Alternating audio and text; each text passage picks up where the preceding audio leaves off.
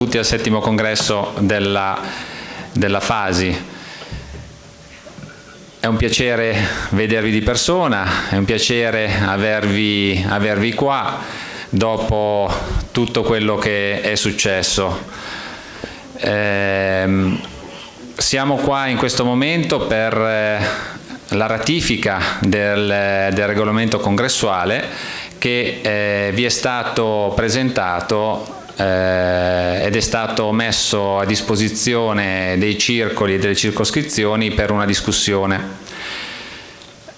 Sono state apportate delle piccole modifiche, diciamo così, necessarie da un punto di vista operativo, e riguardano fondamentalmente la Commissione Verifica Poteri Elettorale che all'interno del documento si prevedeva fosse composta da 3 nomi.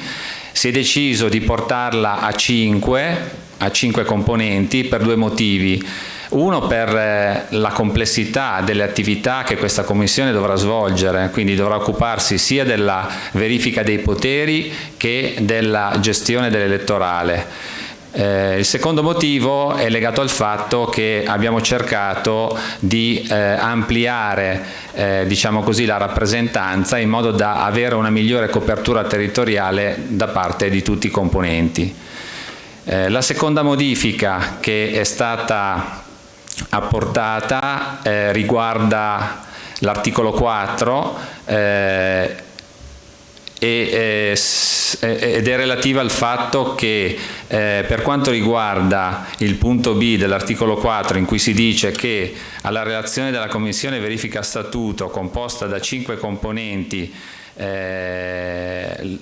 la Commissione Verifica Statuto composta da 5 componenti doveva essere diciamo così, individuata e doveva operare in funzione di questo momento. Si è deciso di spostare di rimandare questa attività, quindi la composizione della commissione e quindi il loro lavoro, anche perché è opportuno che questa commissione lavori con il nuovo gruppo dirigente che uscirà da questo congresso. Un'altra, ho detto 2, ma sono 2 e mezzo, nel senso che per quanto riguarda la presidenza del congresso era stato indicato che questa doveva essere composta da 5 componenti, quindi da un presidente, da 2 vicepresidenti e da un segretario. Dal punto di vista poi operativo abbiamo per adesso identificato soltanto 3 componenti che nel corso però dello stesso congresso potrebbero essere integrati, questo numero potrà essere integrato da altri componenti, quindi per iniziare partiremo con 3 componenti. Quindi questa è diciamo così, queste sono le modifiche che riteniamo necessarie come esecutivo della Fasi inserire all'interno di questo documento, e quindi chiediamo a tutti diciamo così, di esprimersi attraverso il voto per ratificare diciamo, queste decisioni. Per cui direi procediamo con l'alzata del fogliettino per chi è d'accordo.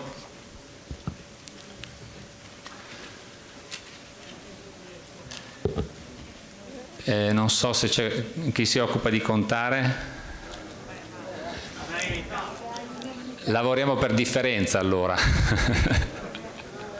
Allora, quindi i favorevoli, ok, alzate.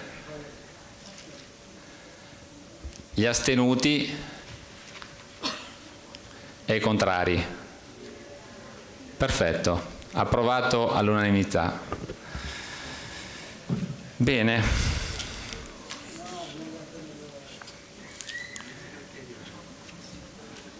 Ora passiamo invece alle commissioni. Allora, per quanto riguarda le commissioni, abbiamo 2 commissioni da leggere, che sono la Commissione Verifica Poteri ed Elettorale e la Commissione Congressuale. La prima, la Verifica Poteri ed Elettorale, abbiamo detto che passiamo da 3 a 5 nomi. I 5 nomi che noi proponiamo sono i seguenti: Loi Giovanni, Lazzarini Carlo, Schirru Maria Antonietta, Farci Salvatore e Muscas Antonio. In questo scenario abbiamo rappresentato tutte e 4 le circoscrizioni, quindi vorrei anche qua avere la vostra risposta, perché dobbiamo appunto decidere se questi nomi vanno bene. Quindi alzate il foglietto i favorevoli.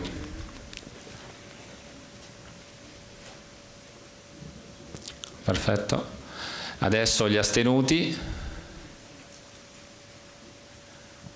quindi c'è un astenuto, 2 astenuti, 3 astenuti, ok?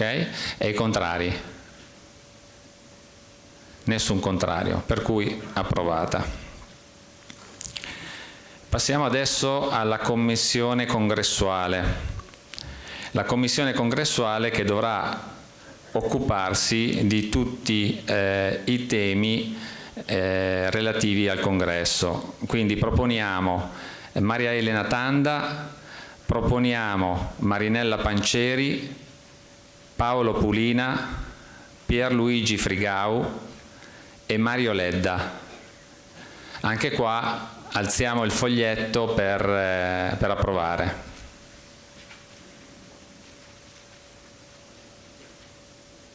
Va bene, grazie. Adesso invece gli astenuti. 1.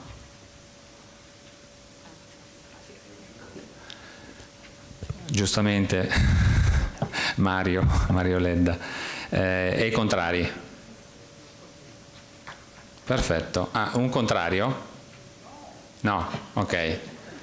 Perfetto, no, sventolava, mi ha ingannato. Quindi approvata anche questa commissione, anche la commissione congressuale.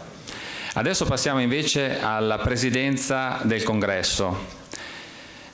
Qua proponiamo un presidente e 2 segretari. No. 2 vicepresidenti? Va bene.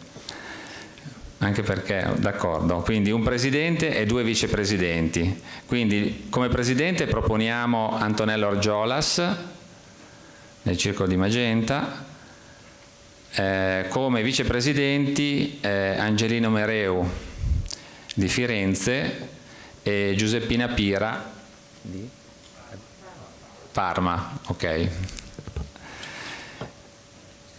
Quindi passiamo alla votazione, anche qua i favorevoli.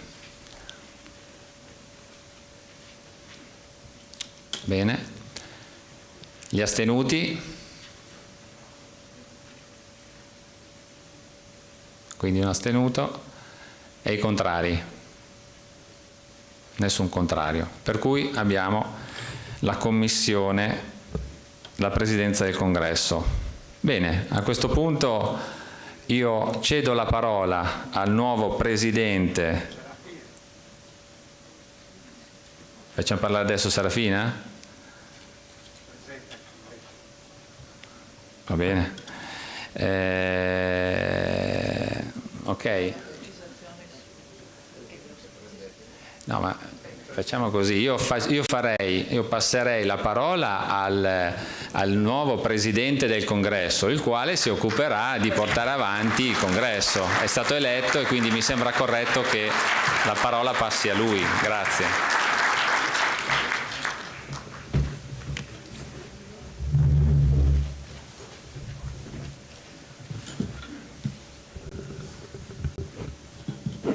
Apro con un po' di emozione, spero che non sia così tanta da farmi bloccare. No. Intanto sono... Non ti sento? O vai al podio? No, sto qui. No, se no mi tremano le gambe. No, intanto sono onorato di essere stato eletto a gestire la presidenza di questo 7° congresso. E ormai dopo tantissimi anni, e malgrado ciò l'emozione è forte, sapendo chi ho davanti a me, tante buone persone, generose, altruista, e questo mi rende orgoglioso, sia per il ruolo che devo coprire e sia far parte della nostra organizzazione. Non voglio andare oltre perché il tempo è tiranno. La nostra presenza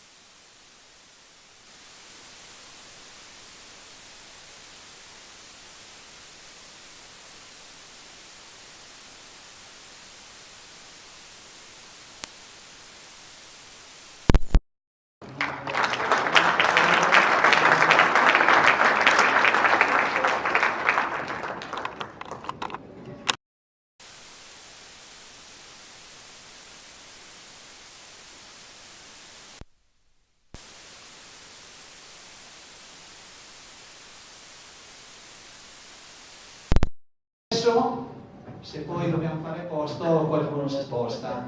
Quindi va bene. D'accordo, quindi allora snelliamo le procedure, ti passo subito. Io vi ringrazio tanto e vi porto... Posso passarmi la mascherina, signora? Sì, grazie. Vi porto i saluti del sindaco e anzi del sindaco Bertosale, anzi vorrei leggervi la cosa che mi ha dato e poi aggiungerò due parole di commento al vostro incontro. Vi ringrazio intanto per averci invitato, per aver invitato me e il sindaco. Care amiche e cari amici della Federazione Associazioni Sarde in Italia, non posso purtroppo essere presente di persona tra di voi, ma ci tengo molto a inviarvi il mio saluto e quello della nostra città. Vi ringrazio per aver scelto Milano per il vostro 7° congresso, un appuntamento che si tiene in presenza dopo le limitazioni e le restrizioni di questi mesi difficili.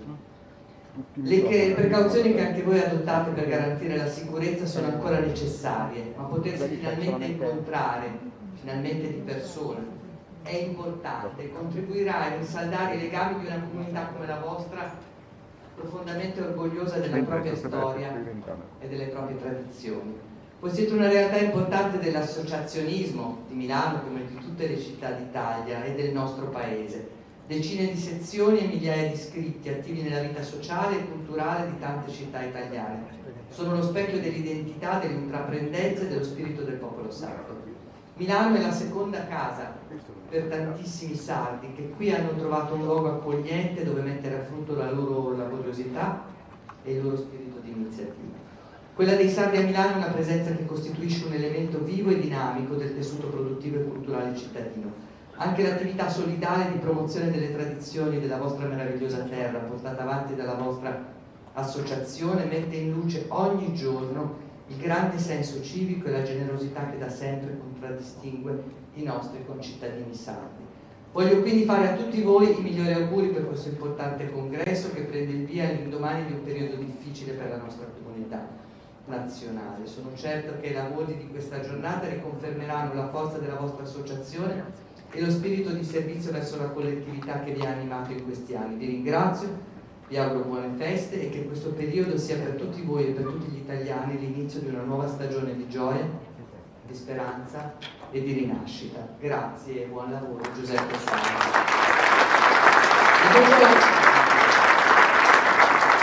Mi era davvero dispiaciuto di non poter venire. Dopo i saluti di Beppe voglio aggiungere i miei, voglio salutare tutti voi, la Presidenza, l'Assessora e dirvi che ho a lungo pensato. Io ho una collaboratrice che è sarda, a cui ho chiesto di tradurre su no e su connotu, giusto? E mi ha tradotto e mi ha anche trovato questa lapide di iscrizione che c'è a Nuoro rispetto a che cos'era questa.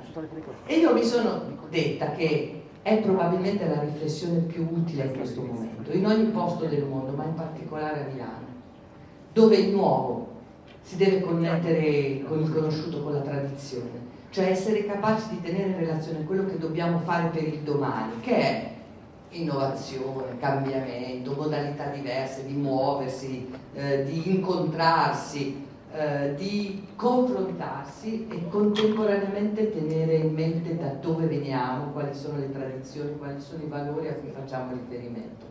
E allora credo che proprio la forza delle tradizioni, che non sono mai conservazione, cioè la cosa fondamentale secondo me è non confondere la tradizione con la conservazione, con l'immobilismo, con lo stare fermi, ed è invece l'idea di guardare avanti. E in questo periodo in cui per vari motivi ci siamo incontrati con alcuni di voi, io ho trovato esattamente questo: creatività, innovazione e profonda relazione con la storia da cui si proviene, profonda relazione con le radici che hanno segnato la nostra storia personale, la storia di quelli che ci hanno messo al mondo, e io spero la storia di quelli che ci seguiranno. Quindi vi auguro buon lavoro e mi dispiace non fermarmi, ma le giornate in questo periodo sono al limite della difficoltà, però io so che voi mi potete comprendere e vi ringrazio davvero e saluto di nuovo l'assessora. Grazie.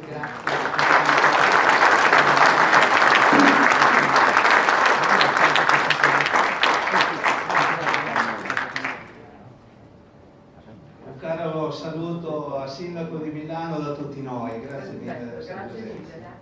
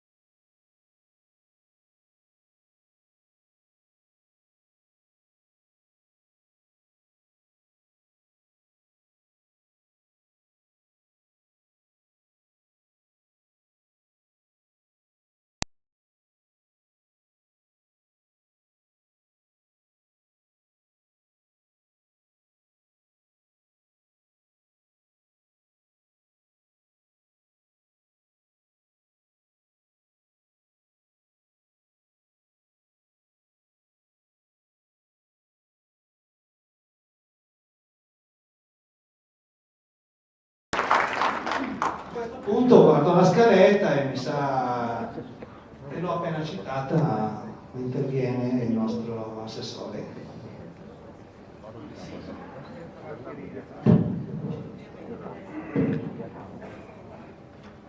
Grazie, buonasera a tutti. Io sono davvero, a parte i formalismi, sono davvero felice di essere qui con voi oggi per tante ragioni.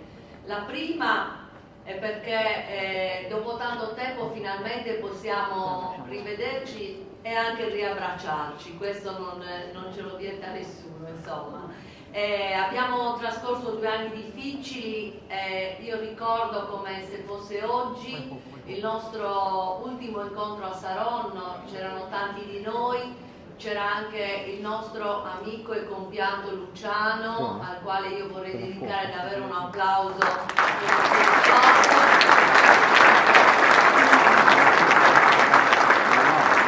il suo presidente del Circolo di Saronno.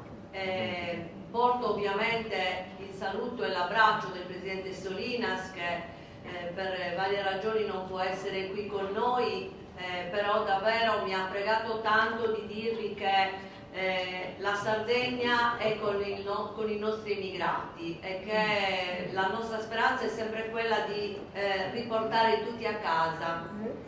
Quindi per quello credo che dovremo lavorare molto per cercare di risolvere alcuni problemi che noi abbiamo purtroppo ancora sia nel trasporto aereo che marittimo, ma io mi auguro davvero che il prossimo anno ci stiamo lavorando, per ora non possiamo aggiungere altro, ma stiamo davvero lavorando per trovare una soluzione più strutturale, definiamola così, possibile, quantomeno nel trasporto aereo. Vorrei anche salutare tutte le autorità presenti, ma davvero ringraziare Regione Lombardia e il Comune di Milano per l'accoglienza e l'affetto che dimostrano continuamente ai nostri amici emigrati. Ormai, lo dico, in ogni posto del mondo siamo riusciti ad integrarci davvero con tutte le comunità, perché noi per primi siamo una comunità importante, noi sardi e in particolar modo i nostri circoli, voi lo sapete meglio di me, hanno saputo nel tempo trasferire prima di tutto la nostra identità. Siamo capaci di rappresentare la nostra terra in tutte le sue sfaccettature, in tutte le sue bellezze, in tutto il suo patrimonio, in tutta la sua tradizione, cultura, ma davvero credo che quel filo conduttore che ci lega, che è quella Sardegna che ovviamente portiamo in tutto il mondo. In particolar modo lo facciamo nel nostro paese, in Italia, dove siamo sempre tanti, e devo dire che lo dico per Serafina, che è la nostra presidente, ma credo che in Serafina si riconosce ognuno di noi, ognuno di voi. È davvero un grande lavoro, frutto davvero di amore, di abnegazione, di dedizione, di passione, nel portare avanti davvero con tanto rispetto e orgoglio il suo ruolo e quindi il ruolo di tutti noi. Io sono davvero contenta di essere l'assessora che di fatto vi rappresenta, perché per me è motivo di grandissimo orgoglio, di grandissimo legame con la mia terra, ed è per questo che sto cercando dal momento della mia nomina di andare un po' in tutti i territori a visitare tutti i circoli e quindi tutti gli amici emigrati che purtroppo per noi siamo sparsi in tanti per il mondo. Sono stata a Buenos Aires, sono stata in Svizzera, ovviamente in Italia, ma questa pandemia non ci fermerà, ora che ci hanno insomma aperto un po' le maglie, vero Serafina? Riprenderemo il percorso per stare sempre tutti più vicini. E abbiamo anche voluto poi la relazione sui temi, perché quello che avete scelto per questo congresso su noi, su Gonnottu, credo che sia fortemente rappresentativo e fortemente attuale. Mi fa piacere che sia stato anche evidenziato dall'assessora del Comune di Milano, perché anche noi pensiamo questo. Domani ci confronteremo anche per dare un contributo ai lavori di questo congresso sugli aspetti più importanti di quello che sarà appunto questo filo conduttore. Però oggi consentitemi di fare più un saluto che vuole essere più un abbraccio e soprattutto l'essere felici di essere insieme oggi. E quindi dicevo, il valore che i nostri circoli hanno in tutto il mondo. Sono tante le difficoltà che incontriamo quotidianamente, soprattutto per quelle procedure burocratiche di cui tanto spesso discutiamo, però devo dire che il confronto che abbiamo avuto in questi 2 anni ci sta portando non a risolvere tutto, però ovviamente a risolvere gran parte delle difficoltà. E devo dire anche che su un'unica cosa, grazie al Covid, siamo riusciti a vederci più spesso, seppur attraverso un video, però almeno ci siamo potuti confrontare più spesso nell'arco di questi 2 anni, e soprattutto abbiamo potuto anche attivare delle misure, delle azioni che prima non ci erano concesse o comunque non avevano facilità di essere portate avanti. In questo devo dire che sempre di più cerchiamo, non solo per quanto riguarda l'assessore, che in tutti i modi io cerco di trovare ovviamente delle facilitazioni per tutti noi, perché siamo anche distanti, ma credo che anche la struttura dell'assessorato ha cercato davvero di venire incontro e di provare a, lo dico proprio apertamente, a ridurre e soprattutto a castrare questa burocrazia che spesso è un danno anche per le idee più belle, anche per le attività più importanti che ci riguardano. Niente, un'ultima osservazione la volevo fare sul fatto che io devo ringraziare davvero la conferenza, Serafina, l'ufficio di presidenza, gli esperti che ci danno una mano per provare a lavorare insieme, perché tutto ciò che facciamo lo facciamo davvero per il piacere di essere sempre più conosciuti in tutto il paese in questo caso, ma io dico nel mondo, e soprattutto perché io personalmente, da appena sono arrivata, ritengo che voi siate i missionari più illuminati per rappresentare la Sardegna nel mondo, e quindi ogni attività ha quella finalità. Voglio ancora osservare che siamo tanti oggi, e questo vuol dire che dopo tanto tempo consentitemi con un pizzico di orgoglio di osservare che la Sardegna ha un valore dell'emigrazione. Ed è questo il tema di anticipazione.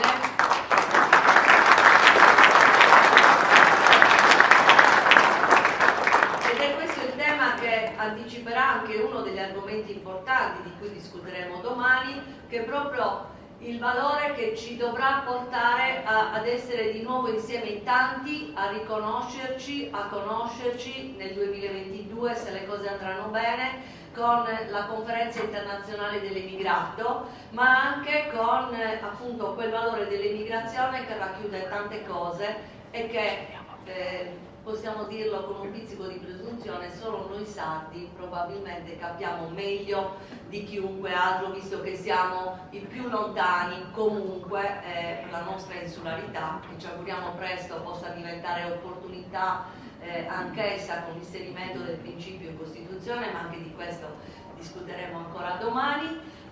Quindi io davvero vorrei vi arrivasse un abbraccio e soprattutto un buon lavoro, perché mi pare che questi 3 giorni siano ricchi davvero di tanto da fare. Quindi ancora grazie Serafina per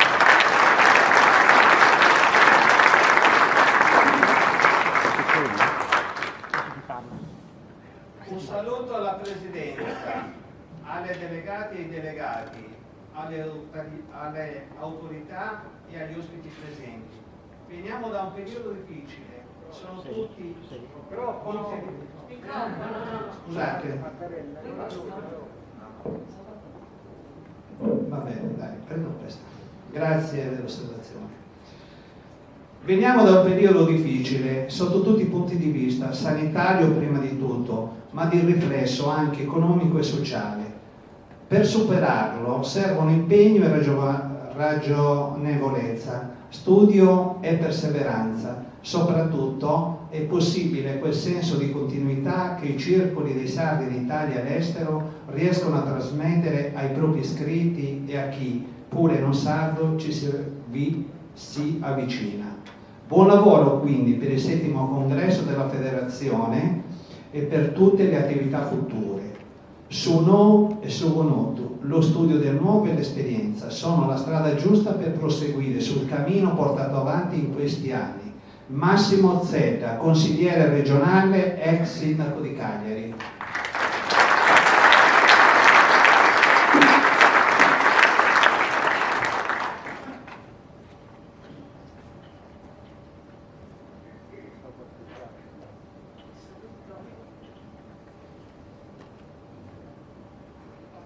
E a questo punto ripasso alla nostra Presidente che riprenderà a illustrarci le attività.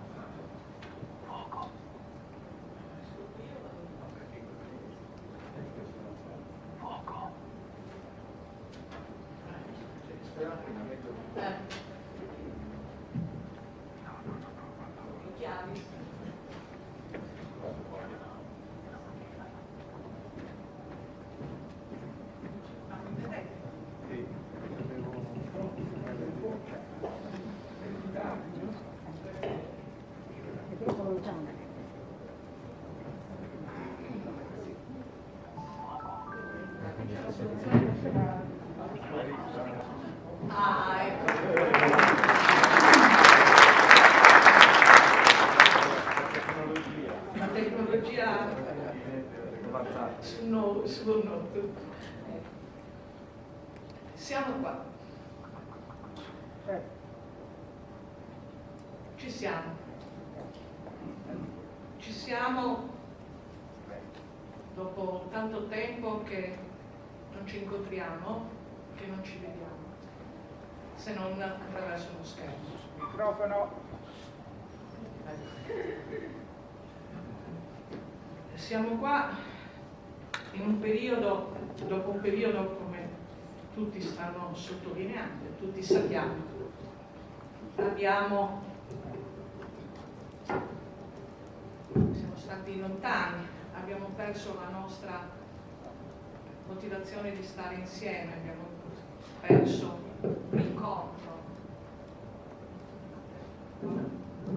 Mi sembra un disastro. Si è perso anche il microfono. E dopo un periodo dove alcuni ci hanno lasciato, 10 siamo stati colpiti dalla pandemia. Così? Adesso mi sentite? Poco. Non sono io, entro il microfono. Il gelato. Gelato. Al cioccolato. Adesso? Un po' meglio o bene? Perché parla gelato, se no. Sì. Prova. Siamo? Ci siamo, benissimo. Quindi ce l'abbiamo fatta, siamo riusciti a inaugurare questo congresso, scommettendo sulla nostra voglia di volerci incontrare e di stare insieme e di ripartire portandoci dietro tutto quello che è successo in questo periodo. Siamo stati colpiti pesantemente dalla pandemia. La pandemia è partita da queste terre dove maggiore e forte è la presenza delle nostre associazioni.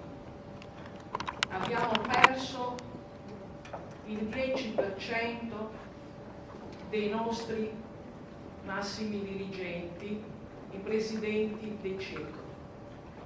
10 persone che ci hanno lasciato, colpite dal Covid. Dino Musa, del Circolo di Vercelli,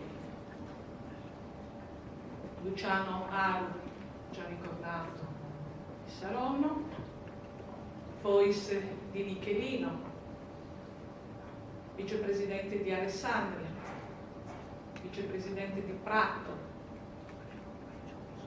Renzo Caddeo, coordinatore dei circoli del nord-ovest, nonché presidente di Rivoli.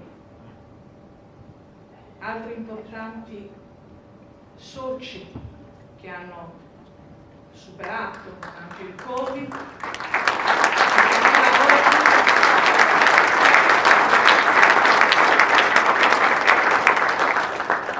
che ancora oggi soffrono e portano avanti la loro guarigione.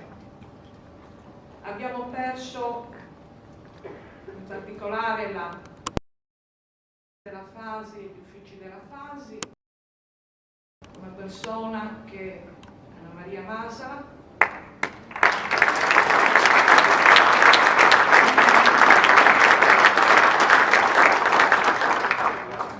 che è stata la segretaria di riferimento per tutti voi e che è sempre stata l'organizzatrice dei precedenti congressi.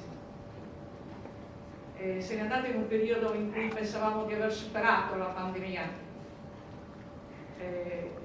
nella fase autunnale, nella fase dicembre, come se n'è andato in questa primavera il presidente. È stato un periodo doloroso proprio perché segnato continuamente dall'incertezza e dalla speranza che fosse tutto passato, invece ritorna. Abbiamo capito che dobbiamo conviverci e andare avanti.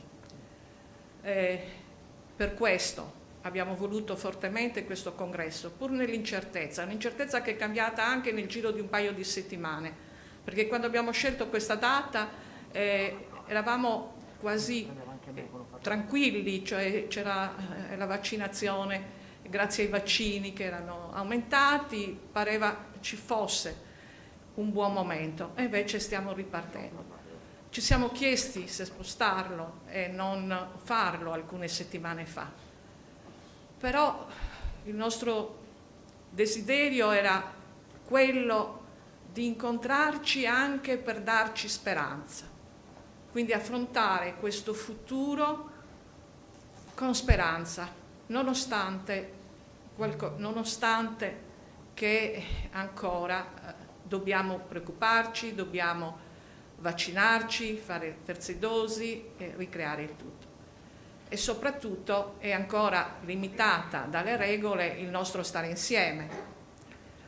Ma dopo aver fatto i nostri circoli non hanno chiuso come chiedeva le norme del governo, hanno chiuso le loro sedi, hanno chiuso i loro incontri, hanno chiuso le loro attività all'interno del circolo, ma hanno portato avanti le attività che si potevano portare avanti con le modalità via web, quindi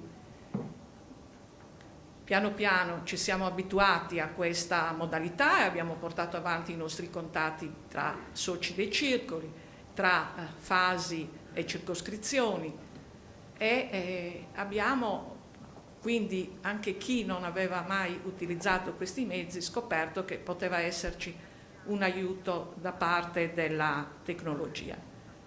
Però non era l'incontro, non era la nostra vita di circolo.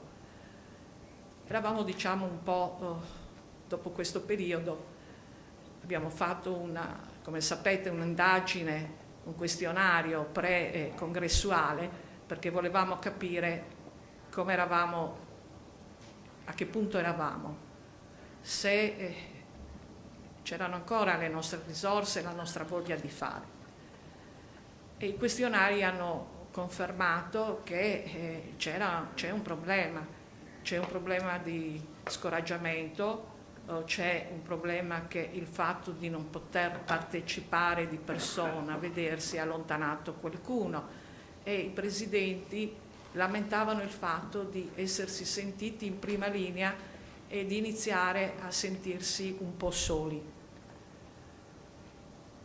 Questo ci ha confermato l'idea che bisognava, non dico sfidare, ma bisognava avere speranza e incontrarci. Abbiamo iniziato con gli incontri precongressuali, ci siamo rivisti in parte in persona, in parte web, abbiamo iniziato a discutere di questo congresso, degli argomenti che volevamo portare, e pian piano abbiamo visto che cresceva l'interesse presso quei dirigenti scoraggiati, presso gli stessi soci che sono venuti e hanno partecipato a questi incontri, e abbiamo visto ritornare la voglia di discutere di obiettivi, di attività, di fare programmi, sempre con le riserve, perché ormai abbiamo imparato che le nostre certezze sono in continuo confronto, in continua battaglia con quello che è la realtà che non pensavamo potesse capitare così all'improvviso e interrompere tutto. Quindi sono veramente felice che siamo riusciti in questo momento a ritrovarci, e sono sicura che questi giorni saranno ricchi di contenuti e di un confronto leale. Ci eravamo lasciati al congresso di Cagliari. Noi siamo andati a Cagliari 5 anni fa ormai.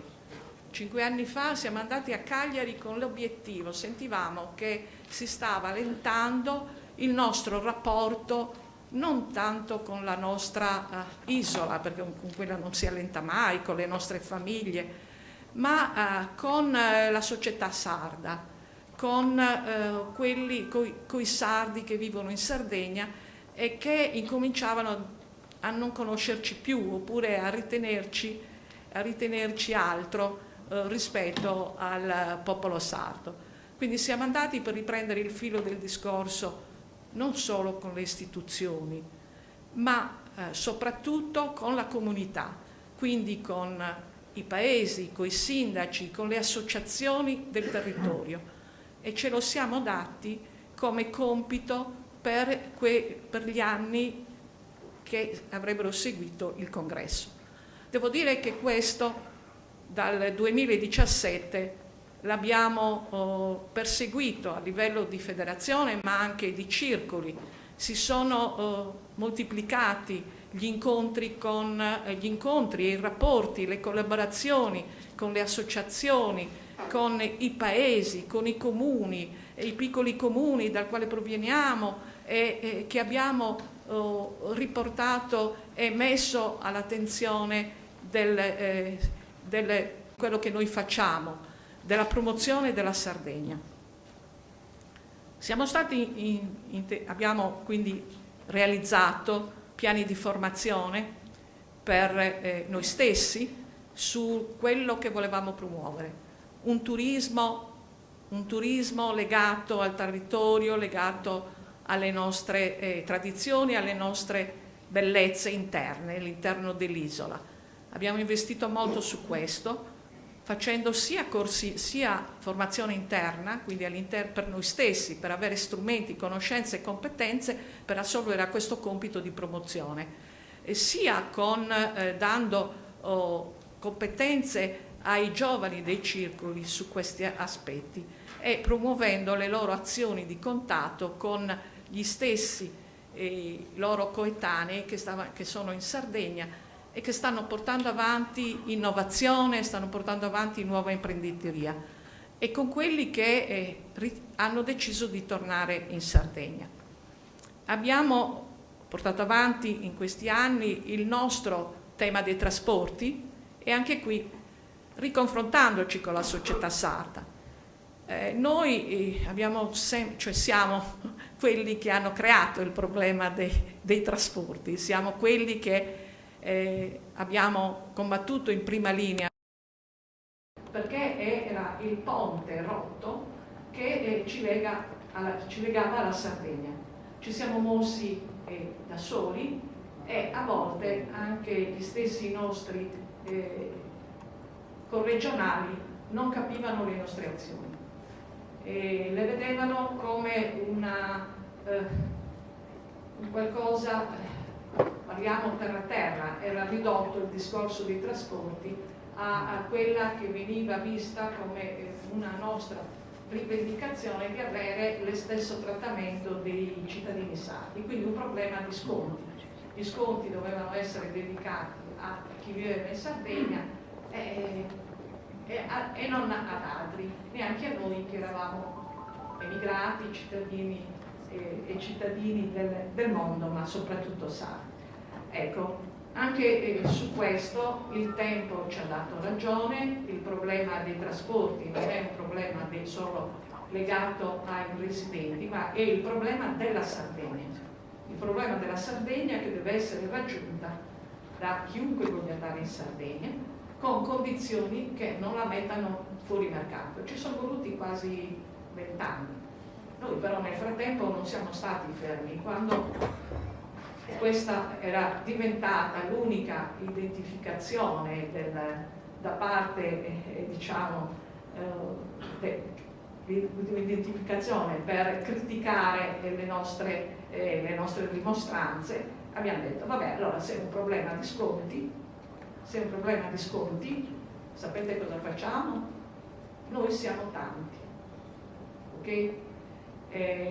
L'Europa non ci riconosce il diritto di avere queste agevolazioni perché è basato sul principio etnico, quell'altro organismo nazionale si mette a discutere se il privilegio, se questa agevolazione vada a chi è dipendente che lavora come dipendente, mentre tutti gli altri che sono fuori da questa categoria non hanno diritto a nessun privilegio. Ok, una questione di conti. Allora, siamo tanti, andiamo a parlare con i padroni delle navi, facendo valere la nostra unità, facendo valere i nostri numeri, e così ci siamo creati il nostro servizio bigliettazione e abbiamo trasformato quella che era un servizio, che è ancora oggi un servizio, l'abbiamo trasformato in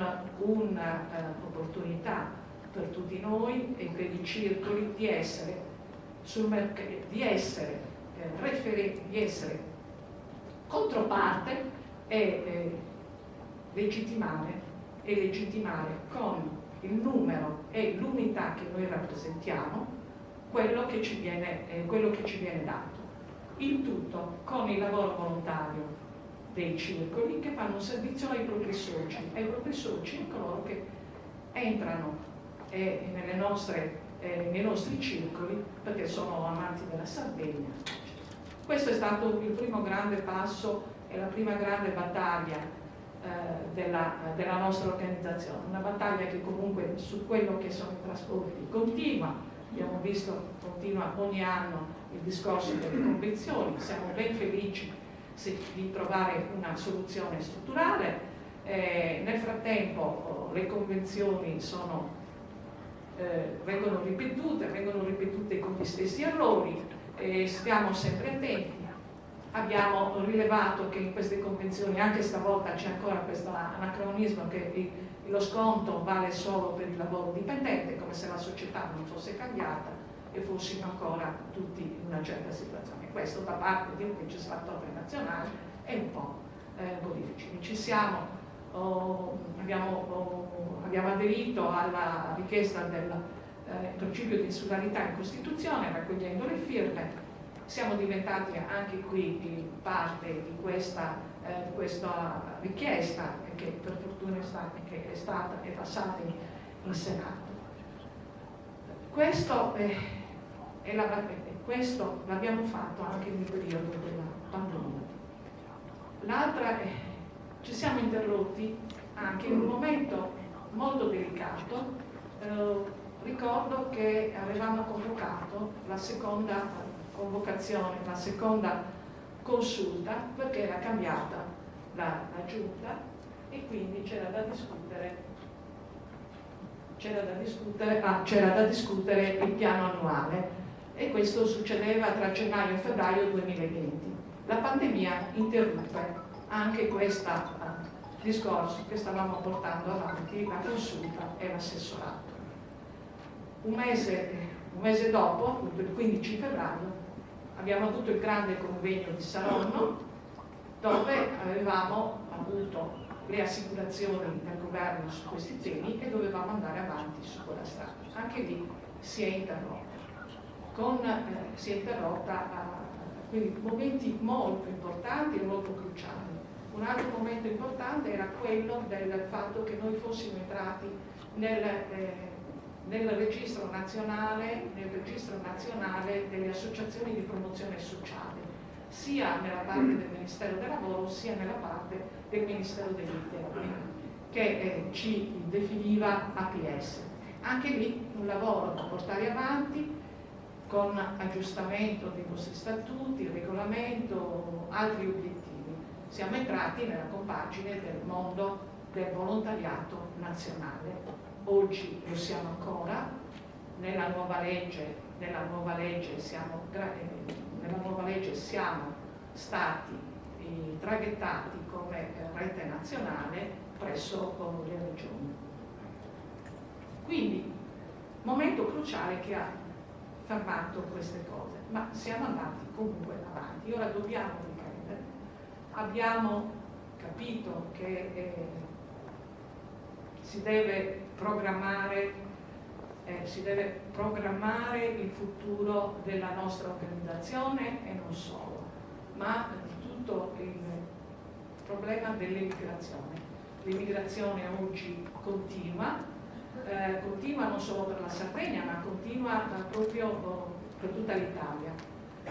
Continua esportando i giovani che hanno una preparazione fatta in Italia ottima, eccellente, apprezzata all'estero. L'Italia non dà a tutti la possibilità di realizzarli, e questo vale anche per la Sardegna. Ma questi sono quello che siamo stati noi 20-30 anni fa. Bisogna iniziare a pensare che bisogna mettere questo tema all'ordine del giorno della politica. C'è un'altra Italia, c'è un'altra Sardegna.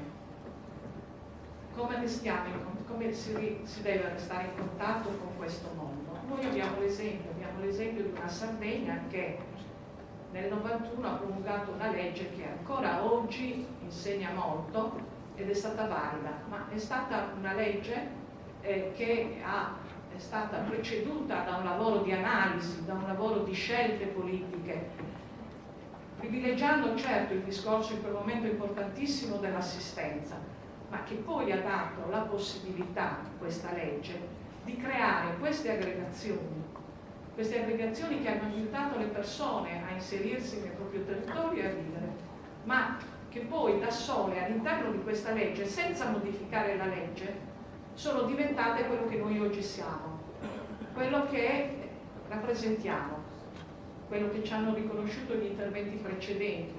Siamo i rappresentanti della Sardegna, siamo quelli che si adoperano per la propria terra. Questa è quel subonnotto. Come andiamo avanti? Molti dicono di noi, tra di noi, ma poi quando non ci saremo più noi, che abbiamo 60-70 anni, andare nei circoli, eccetera, spariranno? Allora, intanto noi andiamo avanti e ci saranno gli altri noi che andranno avanti. Il nostro problema, quello che noi oggi dobbiamo fare è pensare a questo futuro e guardarci dentro, vedendo quali sono la nostra situazione attuale e quella che dobbiamo lasciare ai I giovani. I giovani sono il nostro futuro. Noi in questi anni abbiamo investito molto nei giovani, sia utilizzando progetti regionali, facendo fare a loro proposte di progetti regionali, sia dedicando una parte di quella che erano le risorse per i circoli ai giovani, alla loro progettualità, alla loro visione e attività del futuro, e di oggi e del futuro. Questo dobbiamo trasmetterlo, questo lo deve fare anche la politica. Analizzare questo fenomeno, studiarci, investire per conoscerlo, per poter creare strumenti che in diverso modo prevedano sia la possibilità del ritorno, sia quella di utilizzare questa risorsa gratuita che c'è fuori, perché comunque il legame con la Sardegna porta le persone anche sia quelle che stanno fuori solo per motivi di proprio non occupazione, di non occupazione qualsiasi, sia quelli che stanno fuori per raggiungere degli obiettivi alti di professionalità, di successo, a lavorare per la Sardegna, perché loro stessi ci fanno pubblicità alla Sardegna, loro stessi rappresentano il popolo sardo. Quindi ci siamo accorti che, come 5 anni fa, ci siamo accorti che si stava sfilacciando il legame con le nostre comunità, che eravamo tipicizzati, diciamo. Ecco, in questi anni dobbiamo dire che il discorso generale della politica non ha portato alla discussione, non ha portato in questo tema dei giovani, delle migrazioni, nei propri progetti, nelle proprie proposte. Bisogna che invece lo affrontino della Sardegna e lo affrontino anche loro con su nuovo e su contenuto. Partendo da quella che è la storia della Sardegna con il mondo dell'immigrazione, riprenderlo, riportarlo all'interno della politica, e per politica intendo tutte le forze politiche, il Consiglio regionale, che devono affrontare questo tema in generale. Io devo dire che noi, soprattutto in questo periodo di pandemia, abbiamo avuto un grande appoggio dalla nostra assessora. Quando ci siamo trovati a febbraio nella situazione che dovevamo rendicontare per poter avere i nostri contributi, ma c'era una consulta bloccata, l'impossibilità a incontrarci per decidere il piano annuale, quindi far partire la possibilità di pagare i saldi, di darci un contributo anticipato, l'assessore ha risposto a quello che la consulta e i circoli hanno chiesto, un aiuto. E l'aiuto è venuto nel decidere di prendersi la responsabilità di darci i contributi dovuti a prescindere dal fatto che avessimo rendicontato o meno, a prescindere dal fatto che ci fosse in quel momento un piano annuale, rischiando e ponendo come riferimento il 2019. Questo, in quella fase lì, ha salvato i circoli. Voglio dire,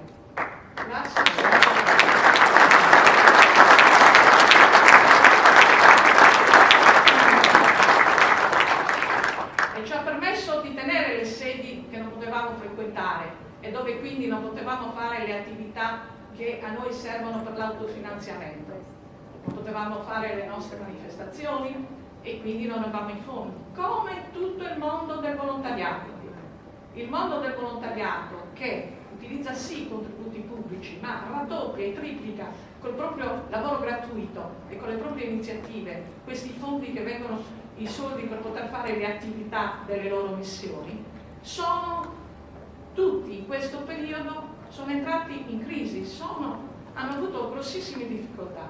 Parlano di 50% di associazioni che si stanno perdendo, per questo motivo. Quindi aver avuto quell'aiuto in quel momento per noi è stato fondamentale. Poi siamo andati avanti, ci sono stati discussioni sul piano annuale, ci saranno ancora, eccetera. Però devo dire che questa responsabilità che lei si è assunta e il lavoro che fa l'assessorato non bisogna lasciarla da sola, che l'assessora debba andare a chiedere ogni volta i fondi per noi, scusate, al Consiglio regionale, che è quello che fa le leggi di bilancio, con il nostro, e a parlare di noi, è non è concepibile che soltanto lei abbia questa sensibilità. Lei come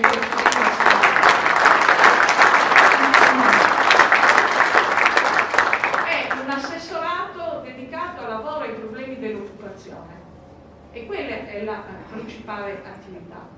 Noi siamo entrati in quell'assessorato perché eravamo un problema di lavoro, di occupazione, di disoccupazione, di immigrazione, di assistenza sociale. Oggi non lo siamo più.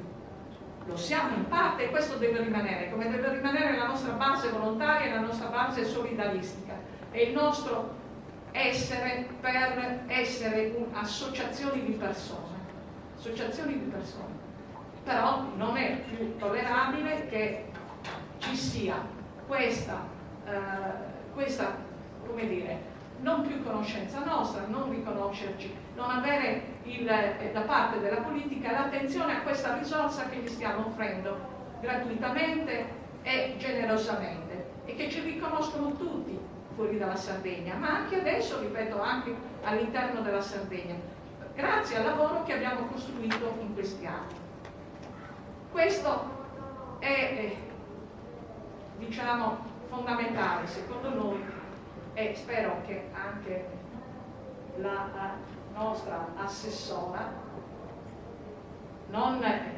ci conforti su questa nostra visione, perché noi lavoriamo per tutti gli assessorati. L'assessore ci ha aperto le porte con altri fondi, ma è un suo lavoro, non perché gli altri abbiano sentito l'esigenza di aprirci le porte, ad esempio, ai loro progetti o ai loro bandi. Noi non potevamo partecipare, non possiamo ancora partecipare ai bandi, ad esempio, del Consiglio regionale. Devo dire che ultimamente è stata più lungimirante la Fondazione di Sardegna, che francamente ci interessa, perché comunque è, dopo la Regione, credo, l'istituzione più importante economico-finanziaria della Regione Sarda. Ecco, noi fino a alcuni mesi fa potevamo sì concorrere ai bandi, ma con una penalizzazione per il fatto di non essere residenti in Sardegna. Erano dedicati a residenza in Sardegna. In occasione del rinnovo degli organismi della Fondazione, che vengono indicati dalle associazioni che hanno certi requisiti e vengono iscritti in un registro, abbiamo posto il quesito. Dire, ma scusate, noi ci possiamo accedere? La prima risposta è stata, dei funzionari ovviamente no, perché non siete, la FASI non è iscritta, non ha una sede operativa o legale in Sardegna, quindi dovreste fare questo passaggio. Vabbè, diciamo, però, scusate, ma mandateci quello che fate. E abbiamo fatto tutta una documentazione delle attività che facciamo, che conoscevano benissimo, perché tante volte hanno dato dei contributi alle nostre iniziative. Ecco, a quel punto hanno detto ok, vi inseriamo fra le associazioni di promozione sociale che hanno diritto ad accedere ai bandi e alle attività che promuovono la Fondazione di Sardegna, che è la fondazione di tutti. Ok. Questi quindi sono gli scenari che si stanno aprendo e dove vogliamo continuare ad essere. Lavorare con progettualità, accrescere con competenze il nostro volontariato, con le professionalità che abbiamo all'interno del nostro volontariato, di cui una parte è disposta, anche quella professionale, a concedere il loro aiuto, a pensare a una struttura che, visto quello che abbiamo creato nel settore dei trasporti e quello che in questi 5 anni, anche nel periodo di non attività, abbiamo portato avanti, che è l'altro grande settore dove noi possiamo e stiamo organizzandoci, e ci stiamo organizzando, come sapete, per ciò che riguarda la promozione dei prodotti sardi e quindi un aiuto all'economia sarda, con la nostra creazione, con il nostro progetto che abbiamo portato pian piano avanti con vari step di Sarda Produce, a prescindere, e che sarà il tema di anche domani un convegno. Questo perché nella logica che non vogliamo essere più considerati enti di assistenza e quindi di vedere il Consiglio regionale le discussioni su ma gli diamo 500.000 euro in più, a cosa servono, ma devi giustificare in realtà, si sta andando quindi verso una riduzione dei contributi che non faremo passare, penso anche l'assessore non farà passare, però che venga istituzionalizzato il fatto che noi non siamo un centro di costo, non siamo un algoritmo di spesa, ma siamo un investimento per la Sardegna, e che quindi se vogliono la nostra, cioè se la nostra rappresentanza serve, noi abbiamo lavorato gratis anche per qualificarci, per investire su noi stessi. Adesso la Sardegna ci deve riconoscere, la politica sarda ci deve riconoscere questo, e quindi non solo fare i conti su gli affitti, insomma fare solo i conti, questo voce, quanto gli diamo, quanto non gli diamo, ma se noi siamo utili e serviamo, ci diano delle risorse più adeguate, e sappiamo, grazie alla nostra esperienza, quanto siamo capaci a moltiplicarlo. Ok? Quindi la nuova organizzazione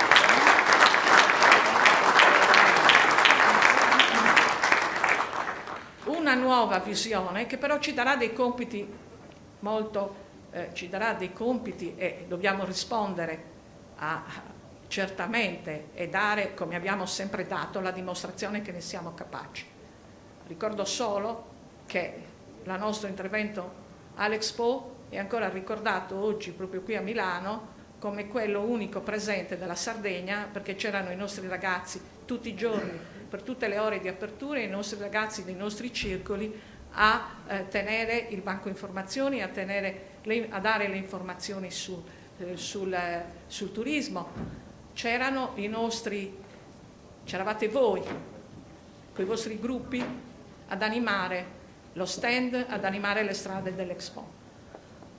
Ecco, cosa ci aspetta? Noi abbiamo segnali buoni sulla nostra organizzazione, devo dire, anche dopo questo periodo. Quel questionario lì oggi probabilmente sarebbe più speranzoso, e questa speranza l'abbiamo da alcuni segnali. Non abbiamo perso neanche un circolo, ne abbiamo in crisi, questo è vero, ma noi siamo pronti ad aiutarli e ad accompagnarli a uscire fuori dalla crisi. Una crisi che è dovuta sì anche a risorse diminuite, ma soprattutto alle risorse umane che ci stanno che sono mancate. Questo però abbiamo dei segnali positivi.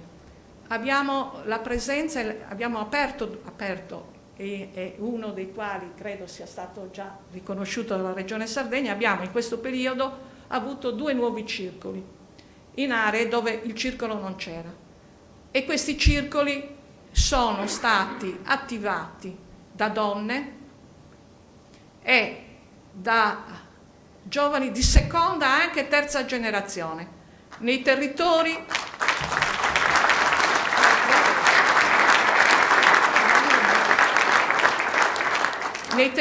dove si è trasferita la cultura tradizionale agropastorale, in Abruzzo e in Umbria, formate appunto da giovani di seconda, terza generazione che già si sono affermati presso le proprie città, le proprie istituzioni. Hanno fatto già grandi manifestazioni, da Saparadura a tutto il soccorso delle disgrazie e dei terremoti.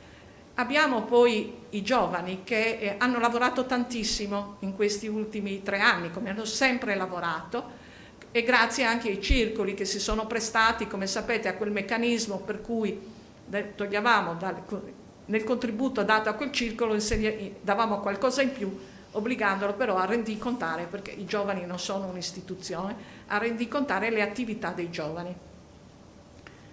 E questi giovani sono quelli che hanno fatto questo titolo. Sono stati coinvolti nella progettazione di questo congresso e nel materiale, nei sistemi informativi, nella comunicazione. E devo dire che appunto questo titolo rappresenta il loro spirito col quale si stanno avvicinando ai circoli, che è un avvicinamento difficile, perché abbiamo molte resistenze all'interno dei nostri circoli, non bisogna dirlo, non negarlo. Perché i giovani si approcciano come ci siamo approcciati noi 40 anni fa, nello stesso modo, vogliono essere subito soddisfatti, capiti, eccetera. E quindi c'è questo sforzo da parte di noi, che siamo da anni in queste organizzazioni, di capire che per il futuro dobbiamo anche aprire i circoli, fare qualche passo indietro e dare fiducia.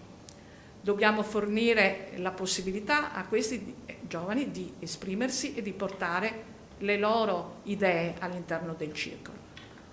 Si stanno diffondendo i circoli all'estero, non nella vecchia, anche i circoli all'estero in zone che non esistevano prima, che non erano mete di emigrazione, i paesi asiatici, i paesi in via... L'Europa continua a trainare, cioè c'è una forte emigrazione, ma questi nuovi paesi, ed è sempre un'emigrazione dove ci sono i giovani più colti, ma anche quelli, la ristorazione, professioni che un tempo non erano considerate professioni di successo o a quali si aspirava. Avevamo il cameriere, avevamo il cuoco, non avevamo l'imprenditore, ma anche nella moda di oggi, appunto, gli chef sono diventati dei miti, delle opinion leader, eccetera. I nuovi strumenti hanno poi creato nuove professioni che non si conoscevano prima, che stanno nascendo e che ovviamente loro capiscono molto meglio di noi. E anche questi circoli sono fatti sia da giovani e sia da un'emigrazione femminile molto alta. Quindi noi diciamo che ci sono le opportunità e le speranze perché si riprende a vivere dopo questa pandemia e anche nella nostra organizzazione. Su Nou e su Connottu, la Sardegna ha una rete esistente, molto forte, consolidata, che non ha paura, che è orgogliosa e che vuole andare avanti. Ha un'emigrazione giovane, un'emigrazione nuova. Noi dobbiamo fare lo sforzo di farci conoscere, di non far dimenticare la nostra storia, quindi di raccontare come siamo nati e quello che abbiamo fatto. Perché siamo in un momento anche, oltre quelli che abbiamo detto, cambiamento della legislazione sul volontariato, cambiamento dovuto alle nuove professioni, ai nuovi modi di circolare, siamo anche in un momento dove la rete che tradizionale sembrava superata. Invece proprio in questa pandemia abbiamo scoperto che l'incontro, il ritrovarsi, mangiare insieme, ci è mancato tanto. Ed è la forza che tiene uniti anche quando siamo divisi, lontani. È come una famiglia. I figli non fanno quello che noi vogliamo, prendono delle strade che non avevamo neanche minimamente sognate, perché non sapevamo come sarebbe stato il mondo. Pensavamo al futuro con quello che era stato per noi la nostra vita e il passato. Però la famiglia non si è disfatta. Abbiamo il figlio a Londra, abbiamo il figlio a New York, ma questi non si sentono fuori dalla famiglia. Telefonano a noi vecchietti, controllano che andiamo a fare i nostri esami, a prendere le nostre medicine, si preoccupano di quello. La famiglia rimane, la lontananza non l'ha dispersa. Allora, la nostra rete dell'immigrazione ha questa base storica forte, alla quale si deve affiancare questa nuova, senza contrapposizioni, senza dire e senza escludere l'una con l'altra. Là dove si può, si mantiene entrambe, perché è un valore. Là dove invece non siamo mai stati, in questi paesi, la complessità è aumentata, non c'è più un unico modello anche di vita da una nazione all'altra. Questa sarebbe la forza della Sardegna, perché la Sardegna è l'unica regione che ha avuto questa legge e che è stata veramente imitata, rivista su questo. Ecco, non vogliamo che in questa nuova fase, dove si stanno muovendo le altre regioni, a partire dalla Lombardia, a partire da regioni ricche come l'Emilia-Romagna, dove però sta succedendo la stessa cosa. Non sono più solo i meridionali a partire, ma sono i laureati ai politecnici, sono i ricercatori della medicina, quelli che inventano i vaccini, che ci salvano, tutti settori a cui stavamo dando poco valore. Stavamo dando valore molto alle scalate finanziarie, al tutto, al successo. Anche il mito era questo, anche per i giovani, ripeto. Ecco, la pandemia ci ha insegnato che non è così, che c'è l'imprevisto, che avevamo studiato nei libri di storia che esisteva la peste e che aveva cambiato la storia di alcune nazioni e di alcuni popoli, ma non credevamo mai che un piccolo, come si chiama, quello che è, insomma, questo piccolo Covid potesse avvenire oggi in quest'era dove pensiamo di aver già scoperto tutto e comandato tutto. Come non eravamo pronti a un mondo dove metà è in guerra e scappa per sopravvivere, per non farsi ammazzare, e l'altra metà che sta bene chiude perché ci portano via qualcosa. Ecco, è arrivato uno sconosciuto, un piccolo Covid, che ci ha portato via tanto, e ci ha portato via tanto senza quel conforto che fa parte della nostra vita, quella di salutare chi va via, quella di non poter assistere chi sta male perché non si può stare negli ospedali, e quindi togliendoci anche quella che era il cuore della nostra tradizione, anche sarda, di quella che era il nostro distacco. I nostri dirigenti non siamo potuti andare a fare il funerale come si deve. Ecco, questo ci ha riportato indietro. È una grande occasione di ripartire con questa esperienza, con questa saggezza, anche per noi. Ridiscutiamo tutto, rimettiamo in gioco. Sugonnotu è la base, Sunou è quello del futuro. Grazie.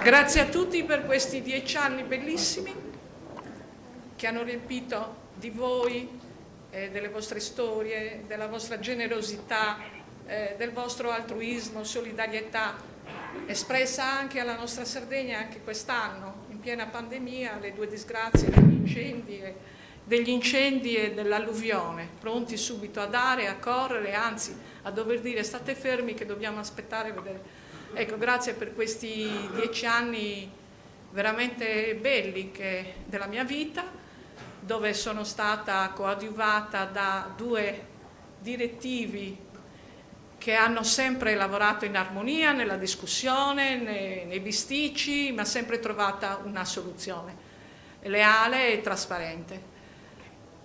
Ringrazio quindi, ma li elencheremo dopo, alla fine di questi 3 giorni il direttivo uscente, quelli che hanno deciso di non ricandidarsi, soprattutto il Paolo Pulina, a cui dobbiamo tutta l'attività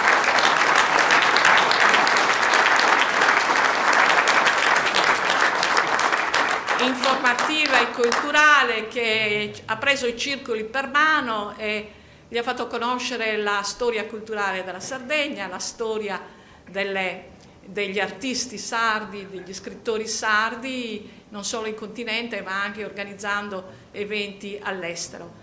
Pensiamo al suo convegno su Gramsci in Francia, quello di Azzuni 2 anni fa, prima che scoppiasse la pandemia, e che nelle nostre feste inseriva sempre un momento culturale che così ce lo offriva all'interno della festa del ballo sardo, ma ci dava le competenze per parlare della nostra Sardegna anche in modo importante.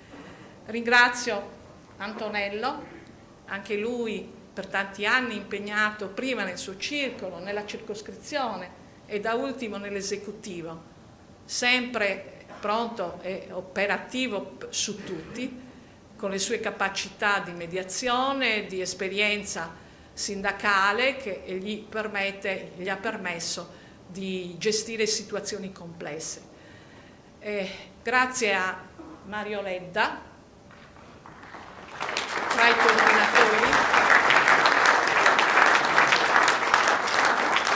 eccolo qua, che ha in quest'ultimo periodo gestito la circoscrizione del nord-est, ma che in periodi di crisi si è prestato e ha lavorato, come altri, presso i circoli in difficoltà per supportarli, commissariarli e portarli poi a un nuovo direttivo, una modalità che noi utilizziamo per quando i circoli sono in crisi.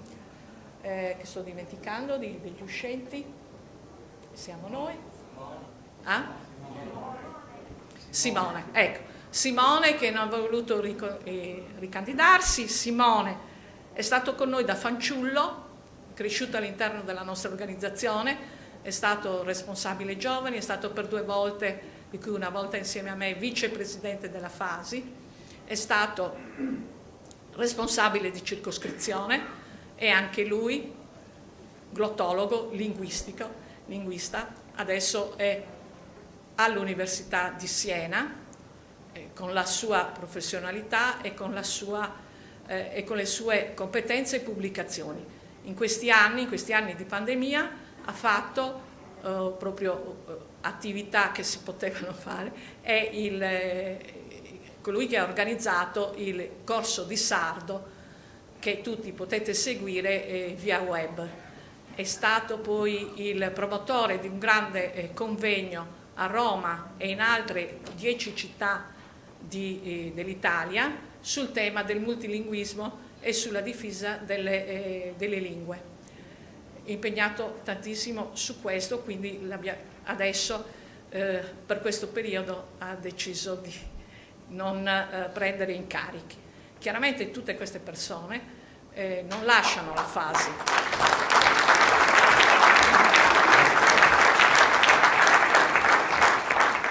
Non lasciano la Fasi, come non le lasciò Tonino a tempo suo, e questa fu una nostra grande.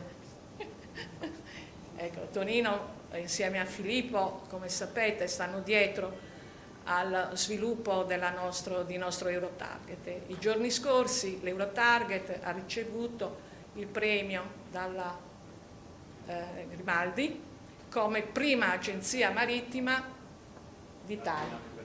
Grandi navi veloci, scusate. Ma è uno dei tanti. Il caso di Eurotarget viene studiato nei master delle imprenditoria e delle attività commerciali. Una creazione nata al servizio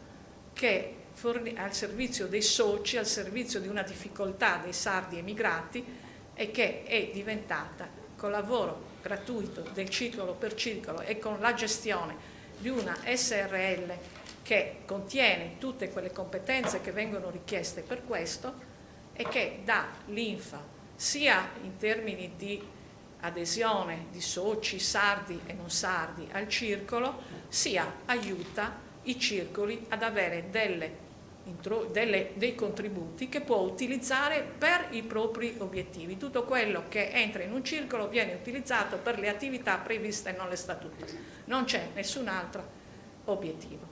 Lo stesso vorremmo fare, questo sarà il compito dei prossimi anni, per quel che riguarda l'organizzazione sui prodotti sardi di qualità, dove lavoriamo insieme alle categorie, ai consorzi in Sardegna, quindi siamo dal primo punto di partenza, quindi alle aggregazioni di categoria, alle aggregazioni dei commercianti, eccetera. Questo nella cultura l'abbiamo sempre fatto. Pensiamo anche lì magari a un studio, anche se saremo fuori dall'esecutivo, di anche lì imporre un modello che possa far sì che tutte le energie anche dei circoli diventino qualcosa di visibile. Ogni circolo rimane libero di fare le proprie attività, ma che ci siano ad esempio dei programmi annuali a cui i circoli possono aderire. L'altra attività, anche qui spronati dall'assessorato, che sarà compito e che in parte andiamo già con le altre federazioni a portare avanti, è quella del accrescere le competenze dei circoli nel capire quali sono, come accedere ai progetti non solo regionali, ma i progetti nazionali e i progetti europei. Perché la rete, anche noi stiamo parlando della FASI, ma la FASI è una parte della rete dell'immigrazione, abbiamo la rete dei circoli in Europa, in Argentina, mettendoli insieme diventiamo un circuito interessante per la cultura. Quindi c'è futuro e c'è speranza, e su questo vi ringrazio ancora per quello che siamo riusciti a portare avanti tutti insieme. Tutti hanno messo la loro parte, i più grandi, i più piccoli, il più bravo e il meno bravo, ma così è fatta la nostra associazione, come sono fatte le nostre famiglie. La mia famiglia è vissuta al mio fianco questa epoca e penso di aver tolto molto a loro, ma anche di avergli dato, perché quando penso che mia figlia a 8 anni viene consolata da Maria Giacobbe perché si sta lamentando che io la trascuro per fare gli eventi, dico, per lei è rimasta un mito. Oppure quando l'altro figlio si vantava a scuola che ci sarebbe stata scusatemi, mi sfugge il nome, la scrittrice dei bambini che 20 anni fa era un mito, la Bianca Pizzorno, esatto, la portava in classe, riusciva a portarla in classe, facevano la ricerca su Grazia Deledda, sulle favole di Grazia Deledda, i gemellaggi con le scuole elementari della Sardegna, questo in tutti i circoli è successo, i comuni della Sardegna.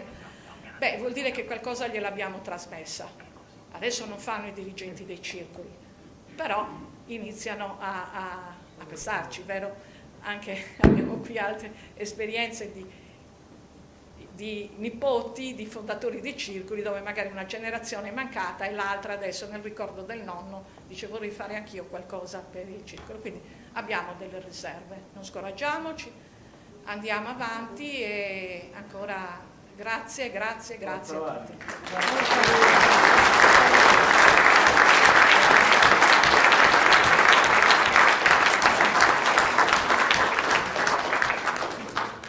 Tra un intervento e l'altro io vi devo anche giustamente leggere tutti i messaggi di augurio che ci vengono rivolti. Dopo 40 anni, per la prima volta non mi è possibile, per impellenti motivi familiari, di essere presenti a un congresso della federazione, prima ancora della Lega, dei circoli degli immigrati sardi in Italia. Ne sono addolorato perché i vostri dibattiti, sempre intensi e propositivi, con i loro messaggi di sana sardità e di alti contenuti sociali, mi hanno arricchito culturalmente e fatto apprezzare il legame indissolubile che lega i sardi, ovunque si trovino, alla loro terra. In questi anni il mondo è profondamente cambiato, ma inesorabile continua il flusso migratorio dalla Sardegna verso i continenti e altri paesi che offrono opportunità di lavoro, di crescita e di futuro migliore, con il conseguente spopolamento, impoverimento dell'isola. Per tentare di arginare questo fenomeno e avviare un processo di sviluppo ci sarebbe bisogno del coinvolgimento di tutte le forze migliori, in primo luogo di quelle che hanno maturato competenze e conoscenze fuori dall'isola. È un discorso vecchio, ma io, incurabile ottimista, continuo a sperare che questo, prima o poi, diventi realtà. Convinzione che nasce anche dalla constatazione che in tutti questi anni una cosa è rimasta immutata: l'impegno solidale e generoso degli emigrati sardi verso la Sardegna. Con l'augurio di buon lavoro vi abbraccio tutti con affetto. Gianni De Candia, Presidente Associazione Culturale Messaggero Sardo.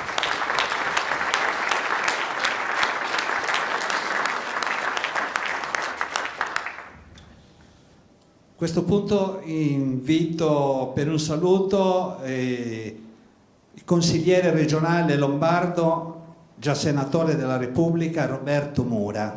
Prego.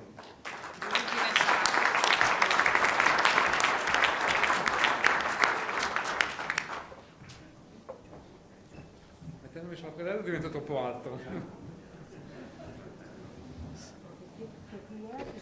Buonasera a tutti.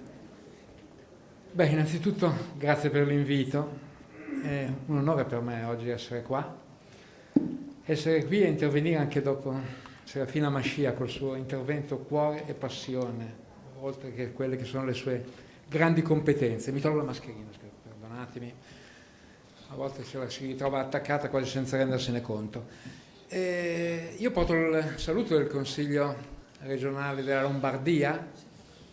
Il mio cognome, molti mi conoscono, tradisce in pieno quello che sono le mie origini. Sono figlio di sassaresi, concepito in Sardegna ma nato a Pavia. E oggi essere qui in mezzo a voi mi sento ancora di più uno di voi. Non ho mai perso quello che sono i contatti con la Sardegna. Adesso nell'era pre-Covid 3-4 volte all'anno in Sardegna sono sempre andato, adesso manco da un annetto, dovevo andare a ottobre, poi mi sono rotto un braccio, ho avuto qualche problema mio personale per cui non sono potuto andare, ma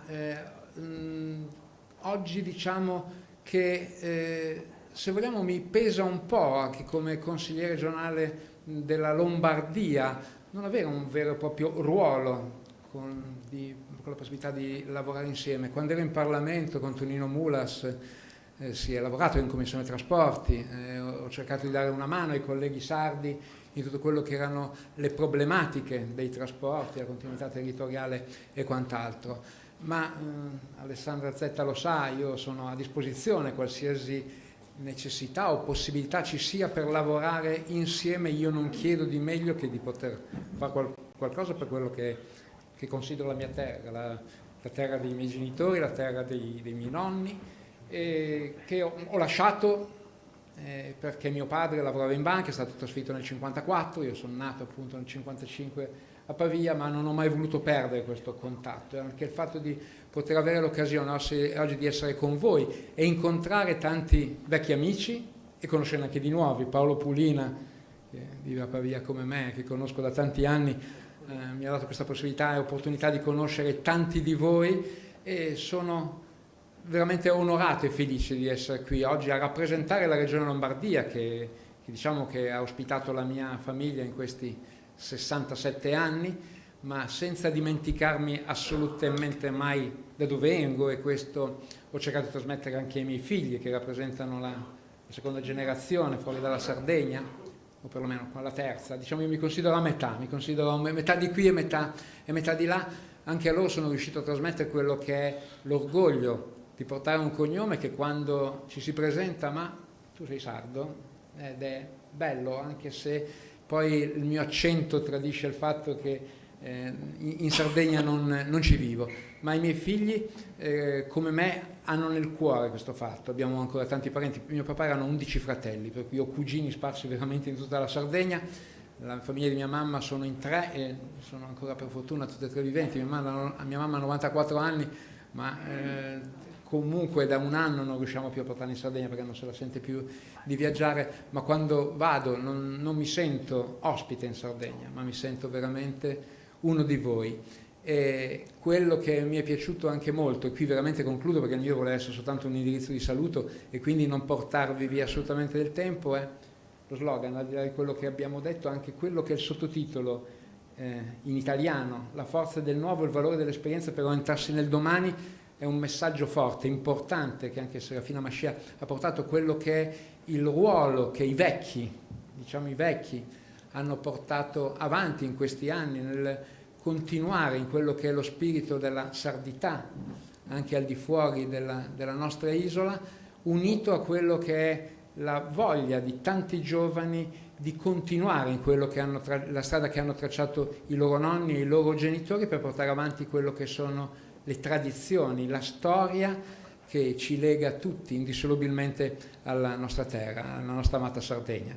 Per cui grazie ancora dell'opportunità che mi avete dato di essere qui, rinnovo quello che è la mia offerta. Qualsiasi cosa ci sia bisogno, qua in Lombardia, ma anche in Sardegna, sono assolutamente a disposizione per contribuire in tutto quello che sono i progetti che Fasi porta avanti. Ho letto prima un po' la cartella stampa, poi la leggerò con più attenzione, è smisurata l'attività che è stata svolta da Fasi, quindi sicuramente penso che ci sia anche la possibilità per me di contribuire a quello che è il lavoro. Io purtroppo non ho molto tempo per frequentare il Circolo Lugu d'Oro, ho voluto iscrivermi quando è venuto a mancare mio papà nel 2004 per continuare quello che è la tradizione della famiglia. Purtroppo non ho molto tempo per occuparmi anche di quello che sono le attività del circolo, ma comunque a chiamata, Paolo Culino lo sa, mi dai un colpo di telefono, il mio cellulare è sempre acceso, qualsiasi cosa ci sia bisogno del contributo sia personale che dal punto di vista istituzionale mi troverete sempre. Grazie.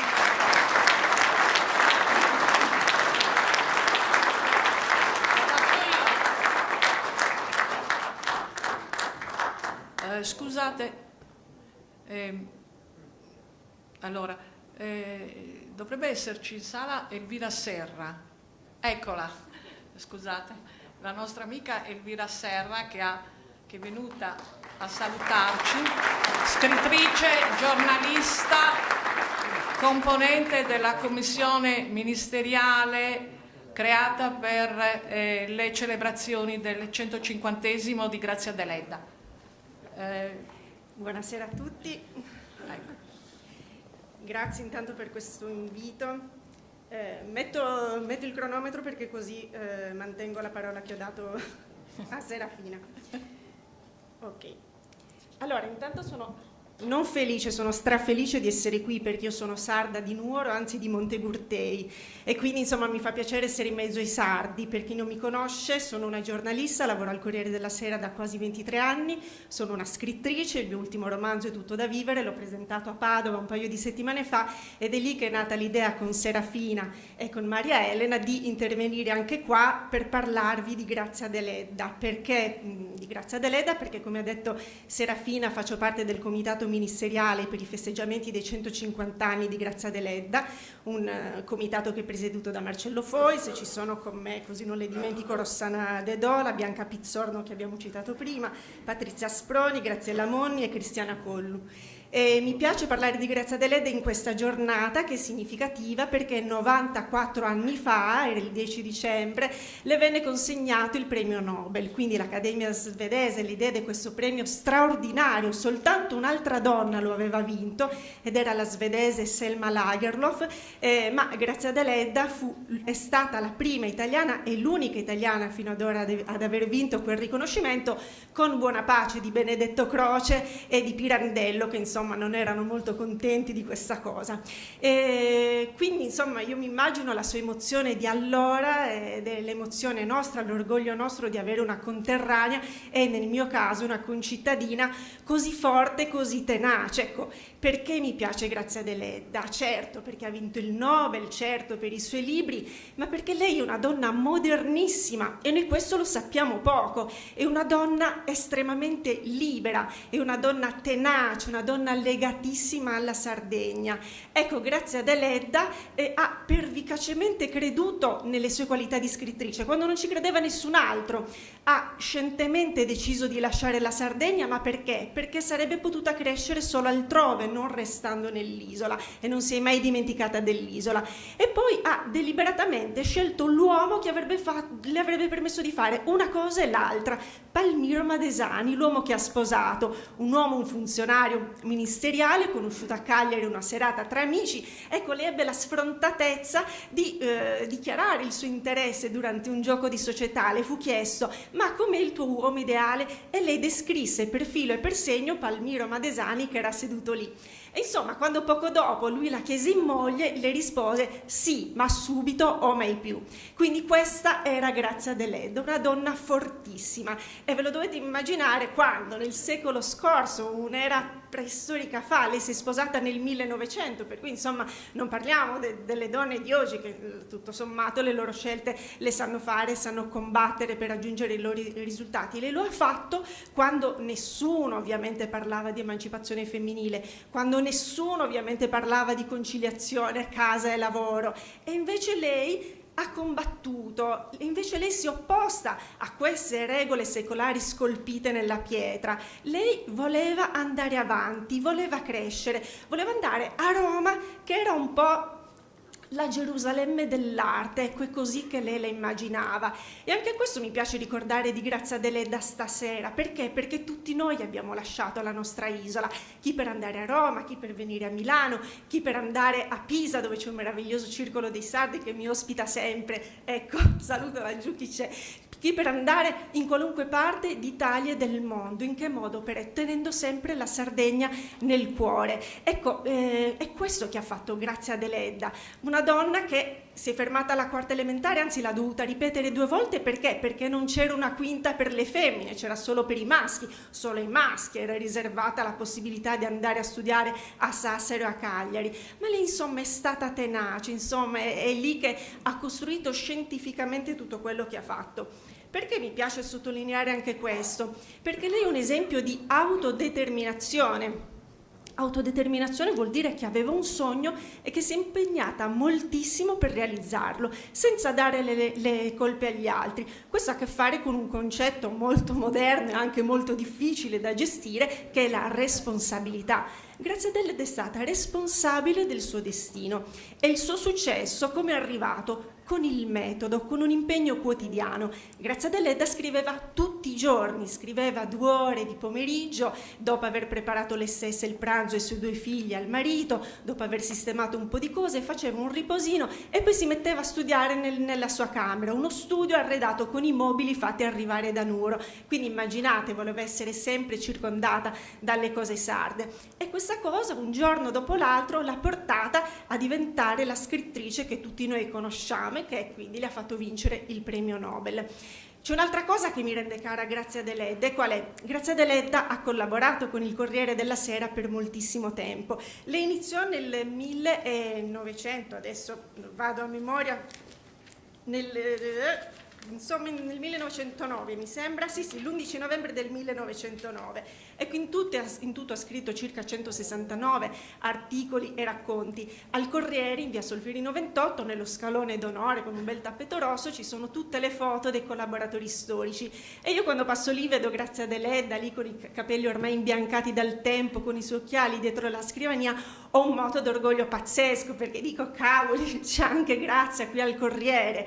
Ecco, questo mi fa anche una grande emozione, una tenerezza, perché l'ultimo articolo che le ha scritto, proprio 2 mesi prima di morire, era dedicato al paese natio e raccontava un po' la malinconia di quest'uomo che insomma stava per morire in continente a Roma e aveva il suo paese lontano.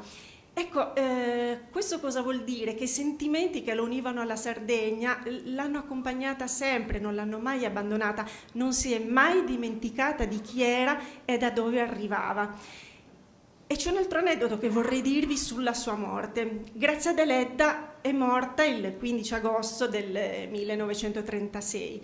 Quel giorno il sacerdote, che era stato chiamato per impartirle l'estremunzione, suonò alla sua porta e bussò alla sua porta, lei aprì e lui chiese: sono qui per la moribonda. E lei rispose ferale: sono io la moribonda. E poi morì poche ore dopo. Però perché è importante? Perché, per parafrasare Marcello Marchesi, la morte l'aveva trovata viva. Cosa vuol dire? Vuol dire che Grazia Deledda ha vissuto tutti i giorni della sua vita senza sprecarne nemmeno uno. E allora, ecco, arrivo alla conclusione, perché avevo promesso a Serafina che avrei fatto un intervento brevissimo, ma ci tenevo tantissimo. E qui apro e chiudo una parentesi: ci tengo perché ogni volta che posso ovviamente scrivo della Sardegna, e poi perché ovunque nel mondo mi basta sentire quel piccolo accento e io non resisto e devo chiedere: ma di dove sei? Se sei sardo, sì, ma di dove? Mi è successo anche qualche anno fa, durante un servizio piuttosto tragico, ricorderete tutti la morte di Antonio Megalizzi, lo studente ucciso a Strasburgo. Ecco, mi mandarono a Trento per seguire tutta la fase del rientro della salma, i funerali, un servizio veramente difficilissimo, perché quando hai a che fare con un dolore così forte ti guardano malissimo, giustamente ti senti di troppo. Per cui una sera ero stanchissima, mi ero fermata a mangiare una cosa in una piccola osteria, quel che era, ed ero piuttosto affranta, avevo preso tantissimo freddo, non vedevo l'ora di rientrare in stanza per mettermi a dormire. A un certo punto si siedono vicino a me due coppie. Si siedono, parlano e io li capisco, sono sardi. E quindi gli dico: cosa faccio? Beh, non ho resistito. E poi l'accento mi sembrava un po' il mio, no? Quindi dicevo: questi qua sono delle mie parti. Allora non resisto e dico: scusate, ma di quale parte della Barbagia siete? Questi: siamo di Nuoro. E io: ma anch'io sono di Nuoro, vedi dove? E quindi è bastato questo scambio per riempirmi davvero il cuore di un caldo, di una gioia incredibile. E poi non è finita qui, perché quando sono andata via li ho salutati, insomma, e sono andata lì per pagare il mio conto. Cosa mi dice il cameriere? Lo avevano già pagato loro, no, hanno già fatto i ragazzi. Per cui veramente è stata una serata meravigliosa, che ha concluso una giornata terrificante, ma che mi ha fatto sentire a casa semplicemente perché avevo dei nuoresi vicino a me. E allora adesso concludo davvero. Perché è importante parlarvi di Grazia Deledda oggi? Perché per lei che sono venuta. È importante perché Grazia Deledda siamo noi tutte le volte che crediamo in noi stessi, anche quando non ci crede nessun altro. Grazia Deledda siamo noi quando sappiamo il mare per raggiungere i nostri obiettivi, per studiare, per lavorare, per andare lontano, tenendoci sempre la Sardegna dentro. Grazia Deledda siamo noi quando sappiamo ascoltarci e sappiamo ascoltare gli altri. Grazia Deledda siamo noi quando siamo orgogliosi di dire da dove siamo arrivati. Grazia Deledda siamo noi quando trasformiamo la Sardegna in un luogo del cuore dove rifugiarci ogni volta che desideriamo tornare a casa. E quindi Grazia Deledda non è la scrittrice nata 150 anni fa. Grazia Deledda è la donna contemporanea, grandissima, verso la quale siamo tutti noi e tutte noi debitrici. Grazie, Grazia Deledda.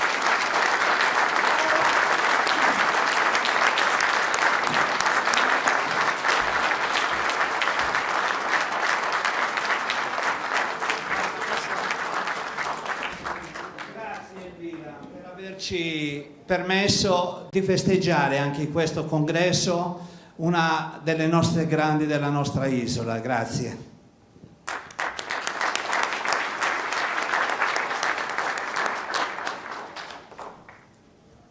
Volevo invitare i delegati o chi intende intervenire anche domani. Ci sono qui da compilare la presentazione o del delegato, del presidente, chi vuole intervenire, quindi si possono ritirare e incominciare a compilarli anche per domani. Grazie.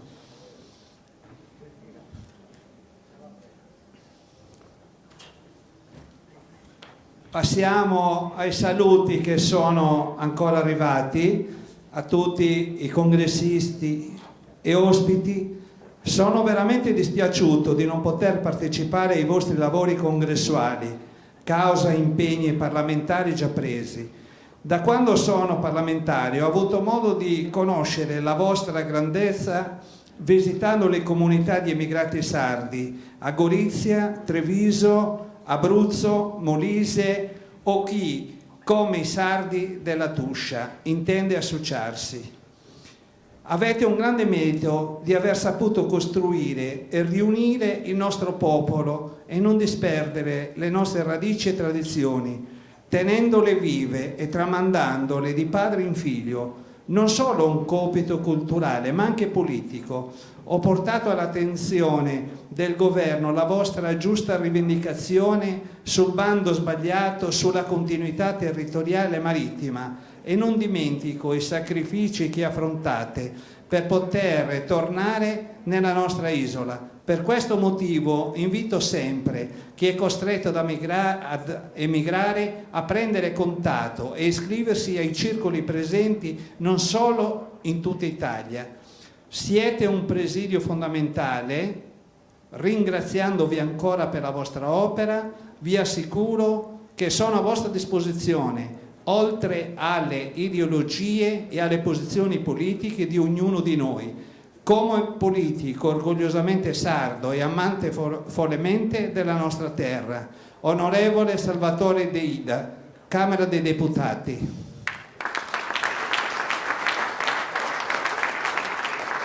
Invito a saluto Giorgio Mazzotta, Presidente Fondazione Casa Gramsci di Ghilarza, già parlamentare per più legislature. Prego. Consentitemi, dopo gli interventi che ho sentito, di cominciare dagli interventi, prima ancora che dalla scaletta che mi ero preparato. Il consigliere regionale della Lombardia, io credo, ci ha dato la dimostrazione del ruolo che l'emigrazione sa personali, ma dipende anche dal fatto che in questi anni la comunità sarda si è profondamente intrecciata, come altre comunità meridionali, con la comunità lombarda, e questo è successo in Lombardia, come è successo in Piemonte, come è successo nel Veneto. Se è possibile ricordare un'esperienza della preistoria, quando facevo un altro mestiere, mi capitò di convocare una riunione dei delegati di fabbrica della SNIA di tutta Italia per decidere la chiusura di uno stabilimento lombardo per tenere aperto uno stabilimento napoletano, e alla fine si concluse che era giusto, che era possibile chiudere lo stabilimento lombardo per tenere in piedi e rilanciare e lanciare in avanti lo stabilimento napoletano. Poi venne da me il rappresentante dello stabilimento lombardo e mi disse: quel che mi fa ridere è che in quello stabilimento siamo quasi tutti napoletani. E questo dimostra appunto come è difficile oggi non partire da quel che l'immigrazione ha rappresentato nel nostro paese. La prima saldatura dell'Italia si ha sulle trincee della Grande Guerra, la seconda saldatura dell'Italia si ha con l'andare avanti del processo di immigrazione che ha fatto superare, non senza difficoltà e ostacoli, che gli emigrati ben hanno conosciuto, la discriminazione che alle origini del grande flusso migratorio degli anni 50 rendeva difficile l'integrazione dei meridionali nelle città nel nord dove la ricerca di lavoro li spingeva. L'emigrazione sarda ha una storia, è un inizio, l'emigrazione sarda di massa ha la storia nel periodo più florido dell'economia della Sardegna. Gli anni 50 e 70, tra gli anni 50 e gli anni 70 si sviluppa un fenomeno anomalo. L'economia del Mezzogiorno cresce in quei 20 anni a un tasso superiore a quello registrato del Centro-Nord. Quella della Sardegna cresce a un tasso superiore a quello del resto del Mezzogiorno. Il reddito pro capite dei sardi malgrado un'imponente crescita della popolazione, passa in quegli anni dall'80 all'88% del reddito medio nazionale. Nello stesso periodo, però, la Sardegna fa registrare un saldo migratorio pesantemente negativo. Sono oltre 100.000 i sardi che lasciano la Sardegna per andare verso il nord dell'Italia e verso i paesi della Comunità Europea.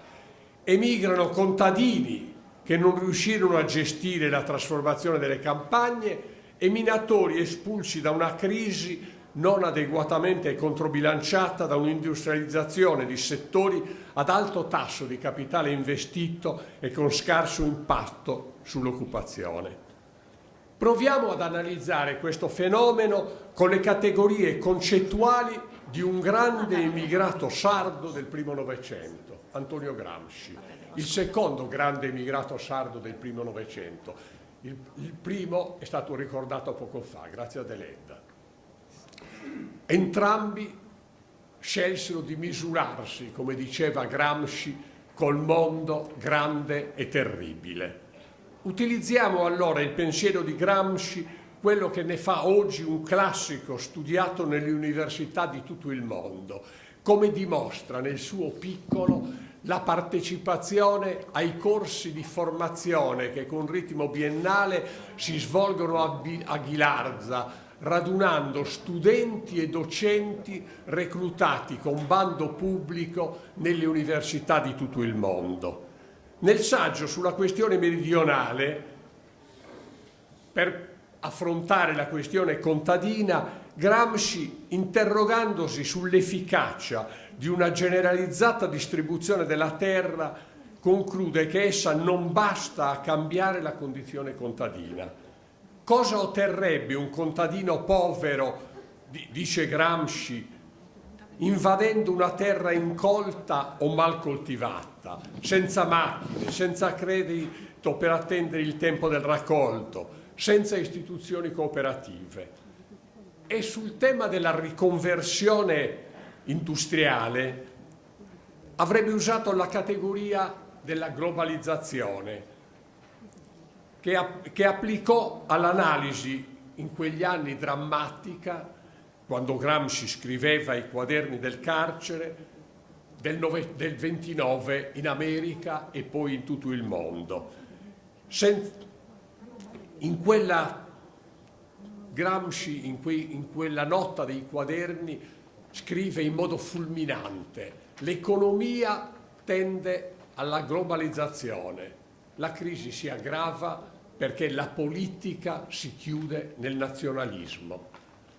Ecco, se noi proviamo a affrontare quei problemi dell'immigrazione, i problemi che ancora oggi sono presenti nel nostro mondo con queste categorie, vediamo che ancora oggi le analisi di Gramsci hanno una sua attualità.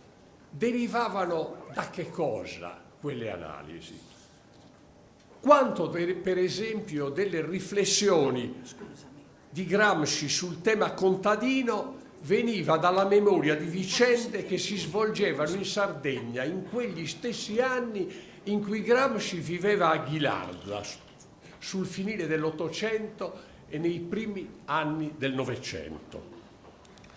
Gino Luzzatto, uno storico dell'economia tra i più importanti che abbia avuto l'Italia, ricostruendo puntigliosamente la storia economica italiana dopo l'unità, ha documentato come nella seconda metà dell'Ottocento le risorse utilizzate per l'acquisto delle terre espropriate agli enti ecclesiastici avessero esaurito la potenzialità di investimento degli operatori interessati e come le aziende agricole appena costituite, al primo insorgere di una crisi alla fine dell'Ottocento, fecero precipitare in una drammatica crisi con migliaia di espropri per debito di imposta.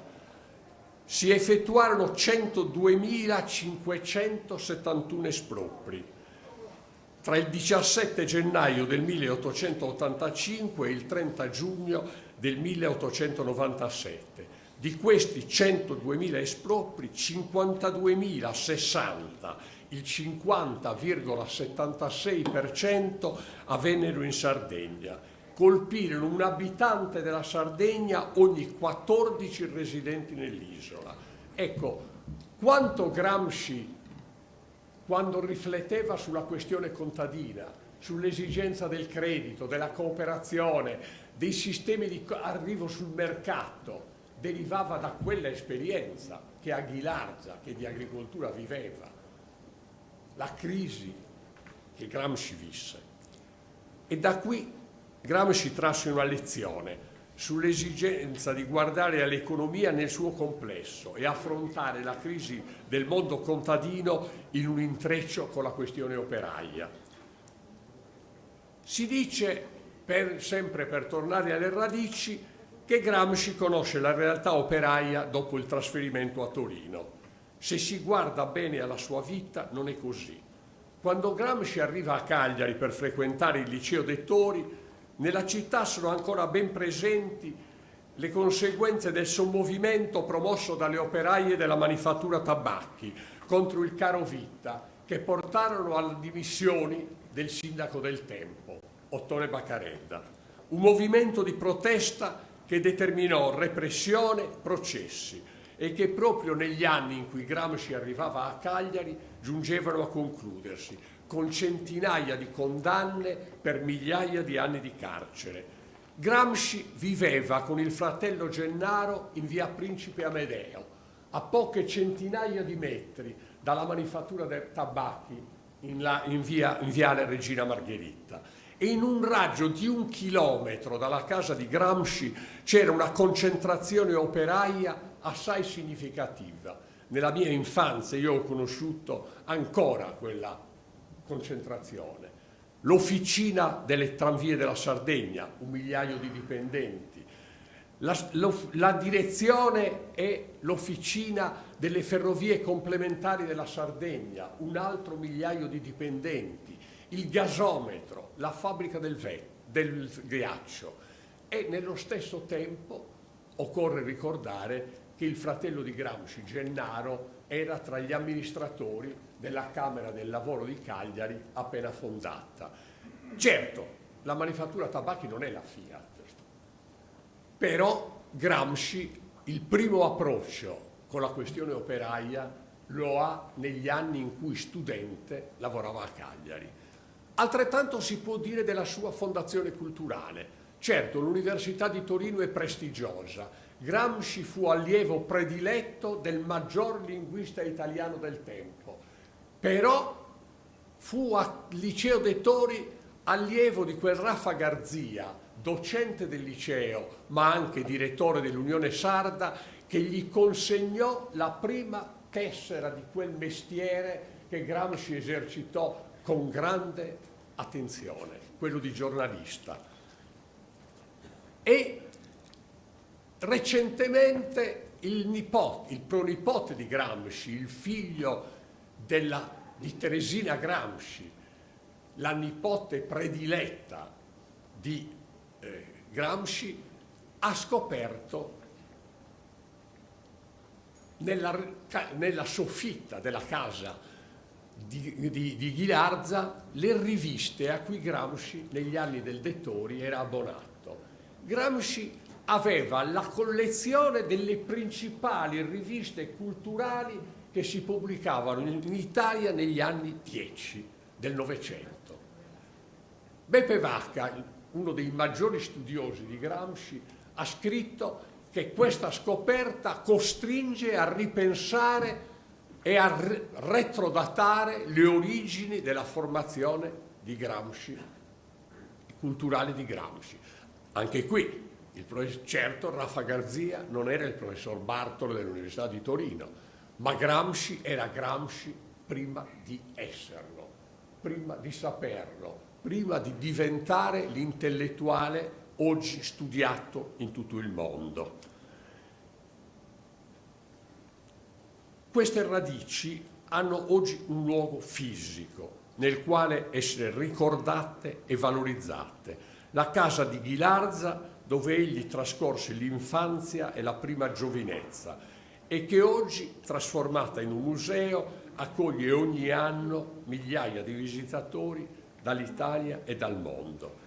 Per questo, quando la fondazione che io ancora per poco tempo presiedo cominciò a ricostruire le radici e a creare una rete per la maggiore diffusione del suo pensiero, ci è sembrato naturale rivolgersi a voi, alle vostre organizzazioni, che di quelle stesse radici portate la memoria per promuovere la convenzione che con la vostra presidenza abbiamo firmato. Una rete di solidarietà, ma anche di iniziative che insieme possono essere proposte sull'intero territorio nazionale. La risposta pronta della vostra Presidente nazionale e la straordinaria, consentitemi di dirlo, composizione di questa Assemblea, straordinaria per la quantità dei presenti, ma vorrei dire anche per la composizione generazionale dei presenti, che dimostra come non si tratta di un incontro di combattenti e reduci, ma di un incontro che vuole portare le radici e i valori della Sardegna più avanti, verso il nuovo, dal passato. Ecco, questa risposta ci incoraggia a continuare a camminare su questa strada, a costruire la nostra rete basandoci anche sui pilastri che le vostre associazioni possono costituire. Ai giovani, che io vedo oggi così numerosi in questa assemblea, si può affidare con speranze di successo l'eredità di Gramsci.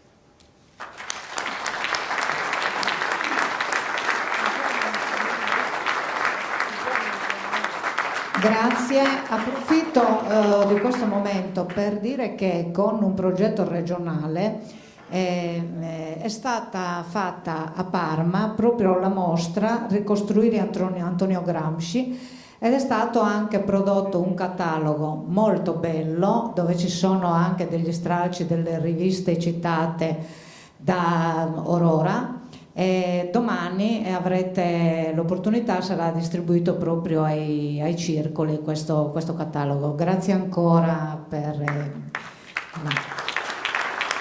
Allora, adesso devo fare una comunicazione. Allora, chiedo alla commissione elettorale, cioè a Loi Giovanni, Lazzarini Carlo, Schirru Maria Antonietta, Farci Salvatore e Muscas Antonio di ritrovarsi lì all'ingresso perché si devono accordare per eventuali lavori da fare. Quindi praticamente dove è stata fatta l'accettazione possono ritrovarsi lì. Grazie. E intanto invito Michele Cossa, che è il presidente della Commissione Speciale Insularità del Consiglio regionale. Prego.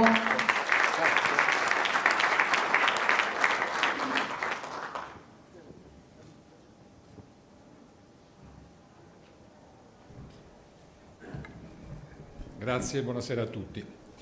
Ma non è certo la prima volta che al congresso della Fasi parliamo di insularità. Solo che oggi ne parliamo con uno spirito diverso, perché quello che sembrava una cosa velleitaria, le prime volte che ne parlavamo c'era chi manifestava scetticismo, c'era chi si dava di gomito. Ma volete cambiare la Costituzione, ma ci rendiamo conto di cosa vuol dire? 4 passaggi, caos, la politica nazionale, tutti i problemi. E devo dirvi che non era nemmeno semplice pensare ad una cosa di questo genere. E ricordo benissimo che venni a Milano con il mio amico Attilio Dedoni a parlare con Tonino e con Serafina proprio di questo problema, e se c'è stato un soggetto che immediatamente non soltanto ha colto la rilevanza del tema, ma si è schierato decisamente, attivamente vorrei dire, a sostegno, questo soggetto è la Fasi. Io stesso ho partecipato a tanti incontri e molti di voi hanno partecipato a questi incontri. Alcuni non ci sono più, ricordo il carissimo, simpaticissimo Renzo Caddeo, per esempio. E dalla mobilitazione della Fasi e dei circoli sardi in Italia sono arrivate migliaia delle 200.000 firme che hanno accompagnato la proposta di legge costituzionale di iniziativa popolare che abbiamo presentato, depositato al Senato nell'ottobre del 2018 e che nel mese di novembre, il 3 novembre, è stato approvato in prima lettura all'unanimità dal Senato della Repubblica. Guardate, io vorrei che focalizzassimo un attimo l'attenzione su questo. Delle 10 proposte di legge di rango costituzionale che sono state presentate dal 48 ad oggi, nessuna era mai arrivata in un'aula parlamentare. Nessuna. Non so nemmeno se qualcuno è arrivata in commissione. Questa è la prima volta che accade. Questo è un fatto che già di per sé fa parte della storia costituzionale della Repubblica ed è una proposta che è nata in Sardegna, è nata dai sardi ed è una battaglia che naturalmente non è ancora finita perché deve fare ancora 3 passaggi parlamentari, ma devo dirvi che stamattina il Presidente della Camera, che ha partecipato alle celebrazioni per Grazia Deledda, 10 dicembre, come ha ricordato anche la bravissima Elvira Serra, anniversario della consegna del premio Nobel, nel suo intervento il Presidente Fico ha confermato quanto gli stia a cuore questo tema e ha confermato il suo impegno a portarlo avanti per quanto è nelle sue possibilità rapidamente.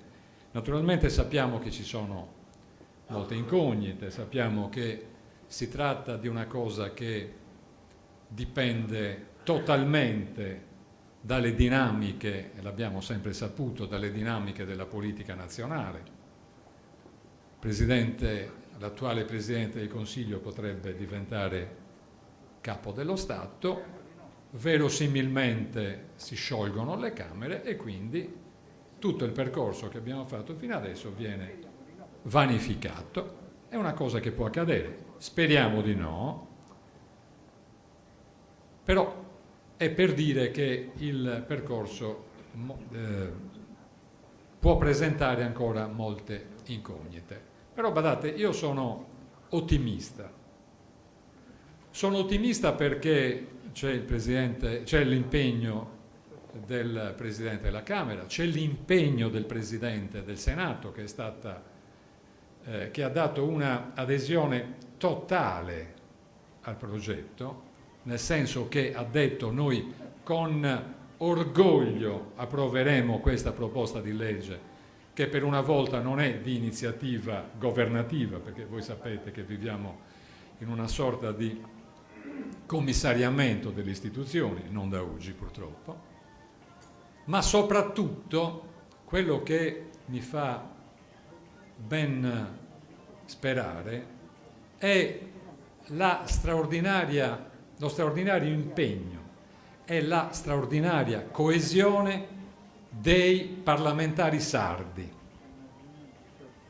che io credo di non avere mai visto come in questa circostanza, perché se siamo arrivati a questo punto è stato possibile grazie alla mobilitazione di un popolo, perché bisogna dire che i sardi si sono mobilitati su questo tema in tutte le loro articolazioni, sia i sardi nella Sardegna, sia, come voi dimostrate, i sardi fuori dalla Sardegna, ma non saremmo potuti arrivare a questo punto se non ci fosse stato un impegno vero, serio, determinato e, ripeto, coeso a livello istituzionale, a livello parlamentare.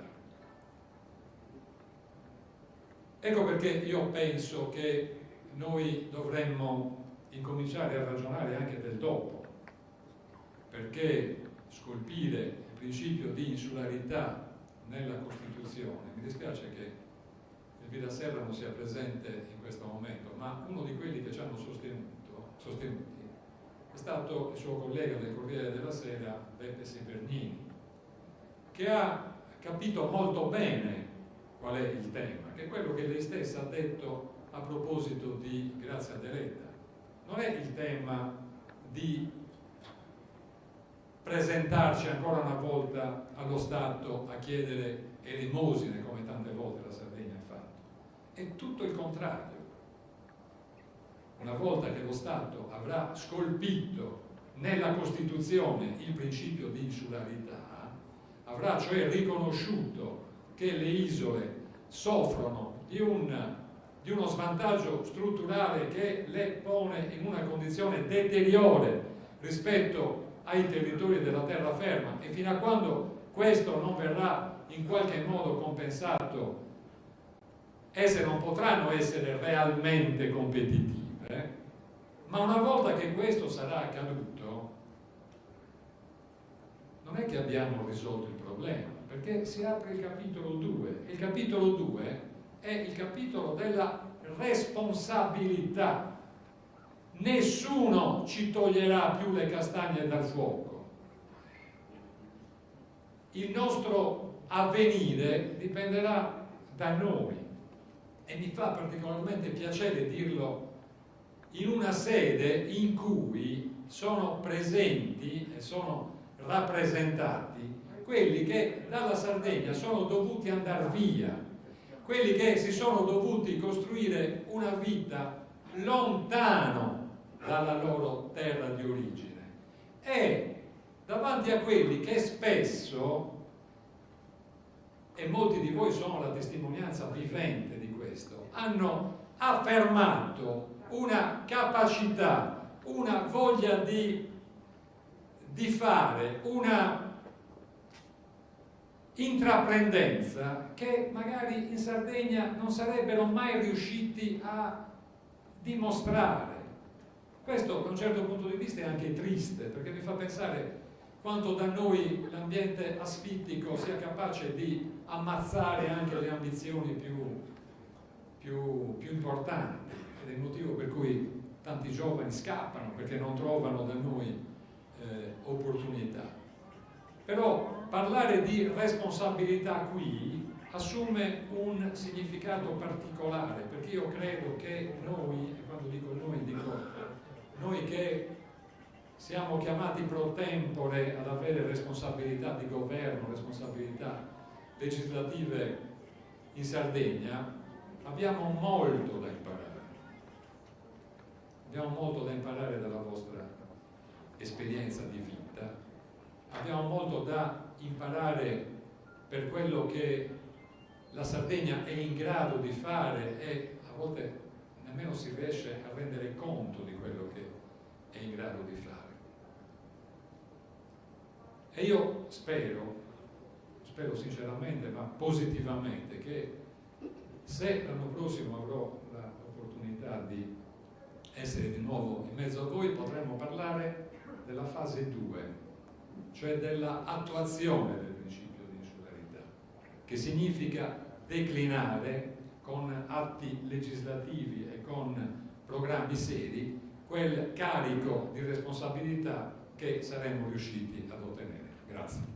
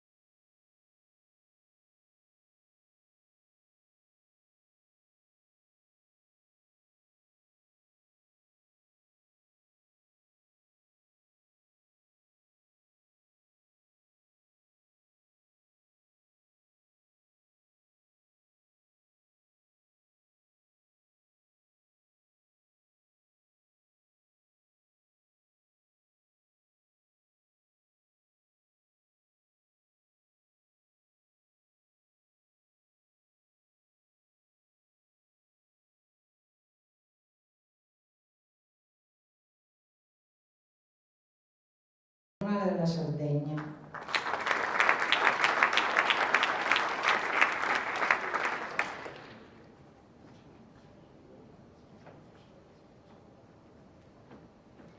Sì.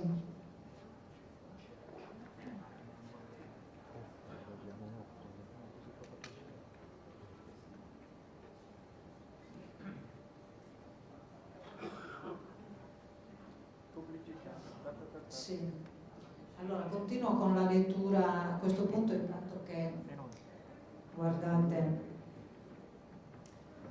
Con piacere ho ricevuto l'invito a partecipare al 7° congresso della FASI, che si svolgerà da sabato dal 10 al 12 dicembre, e con altrettanto piacere ho ricevuto l'invito.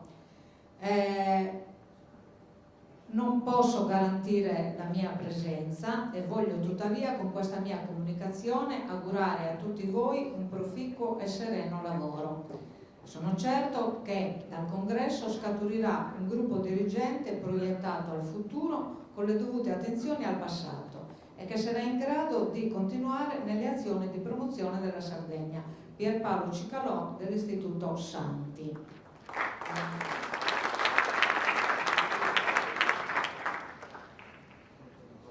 Sempre auguri dai nostri rappresentanti di altre associazioni.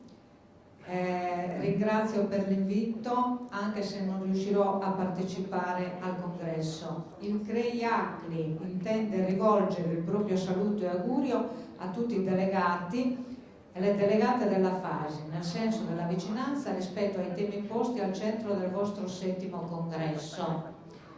Un particolare ringraziamento alla Presidente e al direttivo uscente per il lavoro e l'impegno dimostrato in questi anni. Un caro saluto, Mauro Carta, Presidente CREI-ACLI.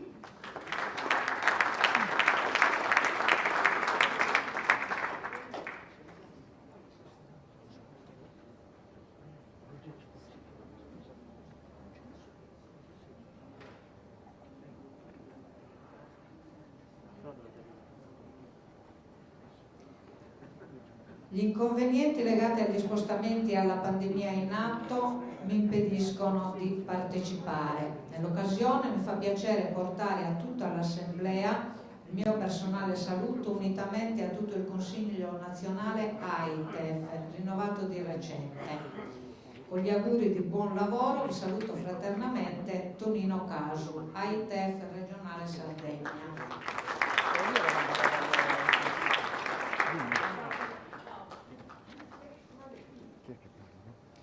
Poi ciao, buonasera, arrivato, mi hai anche disturbato, adesso ero intenta nella lettura dei nostri messaggi, come al solito disturbi, silenzio che devo leggere l'ufficio di gabinetto dell'assessorato del turismo.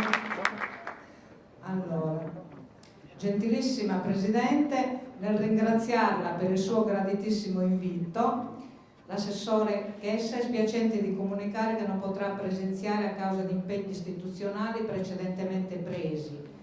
Contando di essere presente ad una prossima occasione di incontro, auguro la buona riuscita dell'evento. Cordiali saluti, l'ufficio di gabinetto, assessorato del turismo, artigiania e commercio, assessorato del turismo, artigianato e commercio, Regione Sardegna.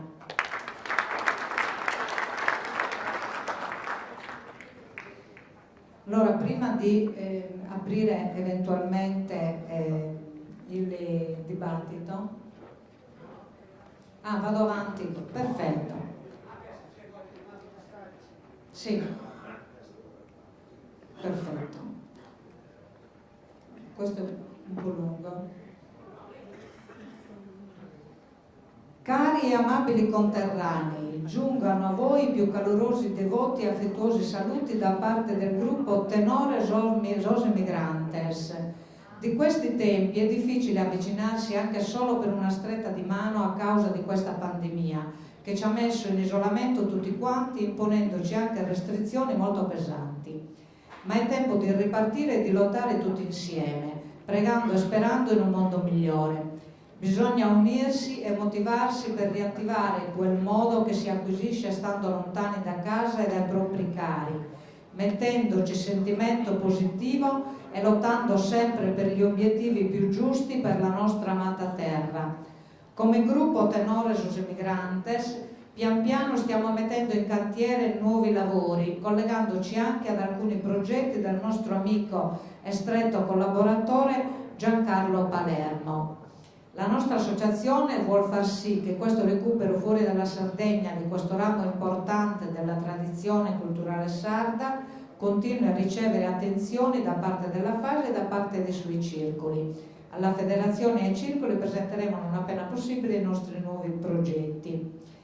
Grazie per tutti i sacrifici che avete sopportato per mantenere sempre alto l'onore dei sardi emigrati. Ai nuovi dirigenti che saranno eletti nel congresso rivolgiamo i nostri migliori auguri di buon lavoro. Possano essi apportare sempre nuovi benefici per il mondo dell'emigrazione. Anche se questa volta non siamo presenti fisicamente, lo siamo con l'animo e con il cuore e vi pensiamo sempre. Che la pace e la serenità regni tra di voi e le vostre famiglie. Che ne stima manna Tenores Emigrantes.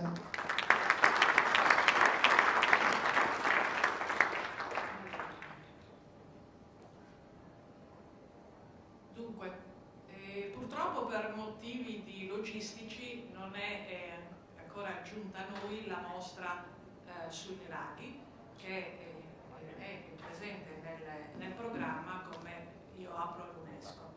Quest'anno sono successi 2 eventi veramente importanti per la Sardegna sul tema della cultura e dell'archeologia sarda.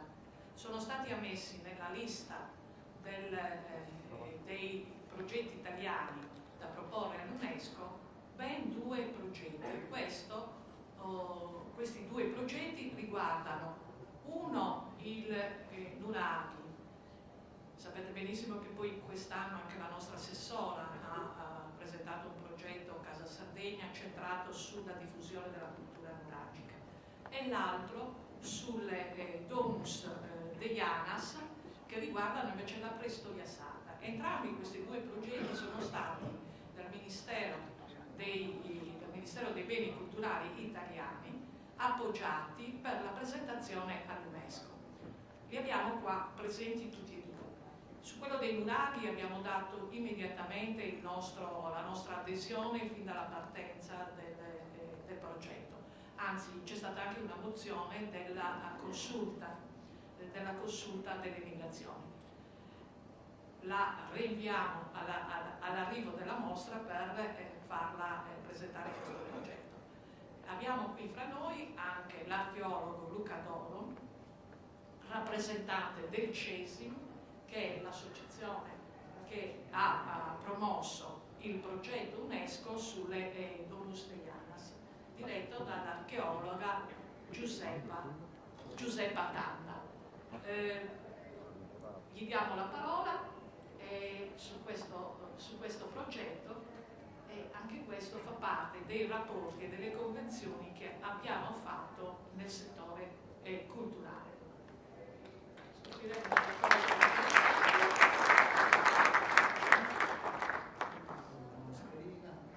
Sì, buongiorno a tutti, grazie dell'invito.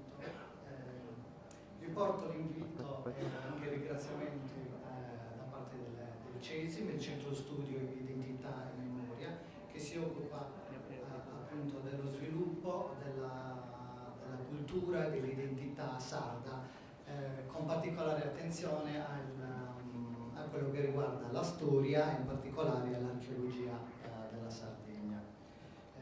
Ho anche una piccola presentazione che stiamo per far partire e vi porto anche i saluti della professoressa Giuseppa Tanda, che è la presidente del CESIM, che purtroppo non è riuscita a venire oggi in questo convegno. La professoressa Tanda, che è anche l'anima e la prima promotrice di questo progetto, perché ha dedicato un'intera vita allo studio della preistoria, in particolare delle domus de Janas, e quindi questo progetto porta in qualche modo il coronamento di tutti i suoi studi. progetto si intitola Arte e architettura della preistoria della Sardegna, le Domus de Janas.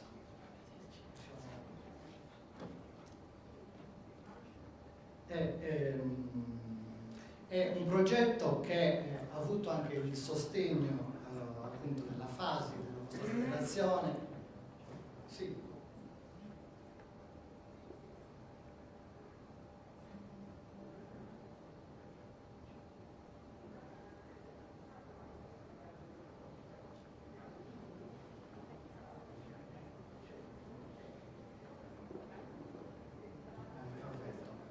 Vi dicevo, ha avuto anche il sostegno della FASI, della vostra federazione, delle vostre associazioni, e questo a sottolineare proprio l'importanza che la vostra famiglia, la famiglia poi dei sardi nel mondo, possiamo dire, dedica allo sviluppo e alla promozione del patrimonio culturale della Sardegna, e di questo ve ne siamo veramente grati.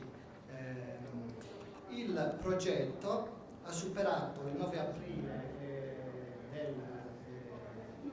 del 2021, ad aprile appunto è stato approvato dalla Commissione UNESCO italiana e anche dal Ministero della Cultura italiano, e quindi è stato inserito nella tentative list.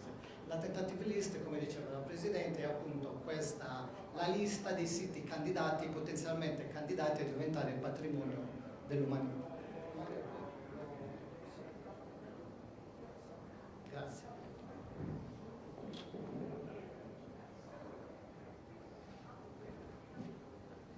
È un percorso molto lungo, difficile, che va portato con un massimo rigore scientifico, bisogna preparare un dossier molto complesso e grazie a questo abbiamo, per la realizzazione di questo dossier e per la promozione del progetto, abbiamo avuto anche un contributo da parte della Regione Sardegna. Infatti ringrazio anche l'onorevole Costa, che è qua in sala, che è stato anche uno dei promotori di questo progetto, del sostegno della Regione Sardegna. Quindi se il progetto andrà avanti e verrà giudicato positivo, l'esito finale sarà l'inserimento di 35 siti della preistoria della Sardegna nel patrimonio mondiale dell'umanità. Questa cartina vi mostra il quadro dei siti che sono stati selezionati appunto come candidati. La Sardegna è una terra ricca di monumenti archeologici. I più originali sono quelli del periodo preistorico e protostorico. Tutti noi conosciamo i nuraghi, che segnano in modo così marcato il territorio isolano e che meritano in ogni modo il sostegno, lo sviluppo culturale e il sostegno da parte di tutti. Ma esistono in Sardegna anche altri monumenti del periodo neolitico, del periodo eneolitico, dell'età del rame. Sto parlando del terzo millennio avanti Cristo, del quarto millennio avanti Cristo, del quinto millennio avanti Cristo, quindi periodi molto antichi. Esistono dei monumenti che sono meno conosciuti, più intimi, meno facilmente raggiungibili e meno apparenti a prima vista, che sono le Domus de Janas, o Casa delle Fatte, così chiamate dalla tradizione popolare.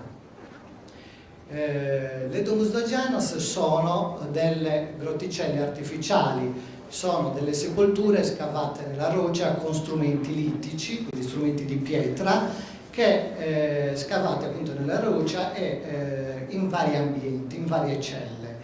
Alcuni di questi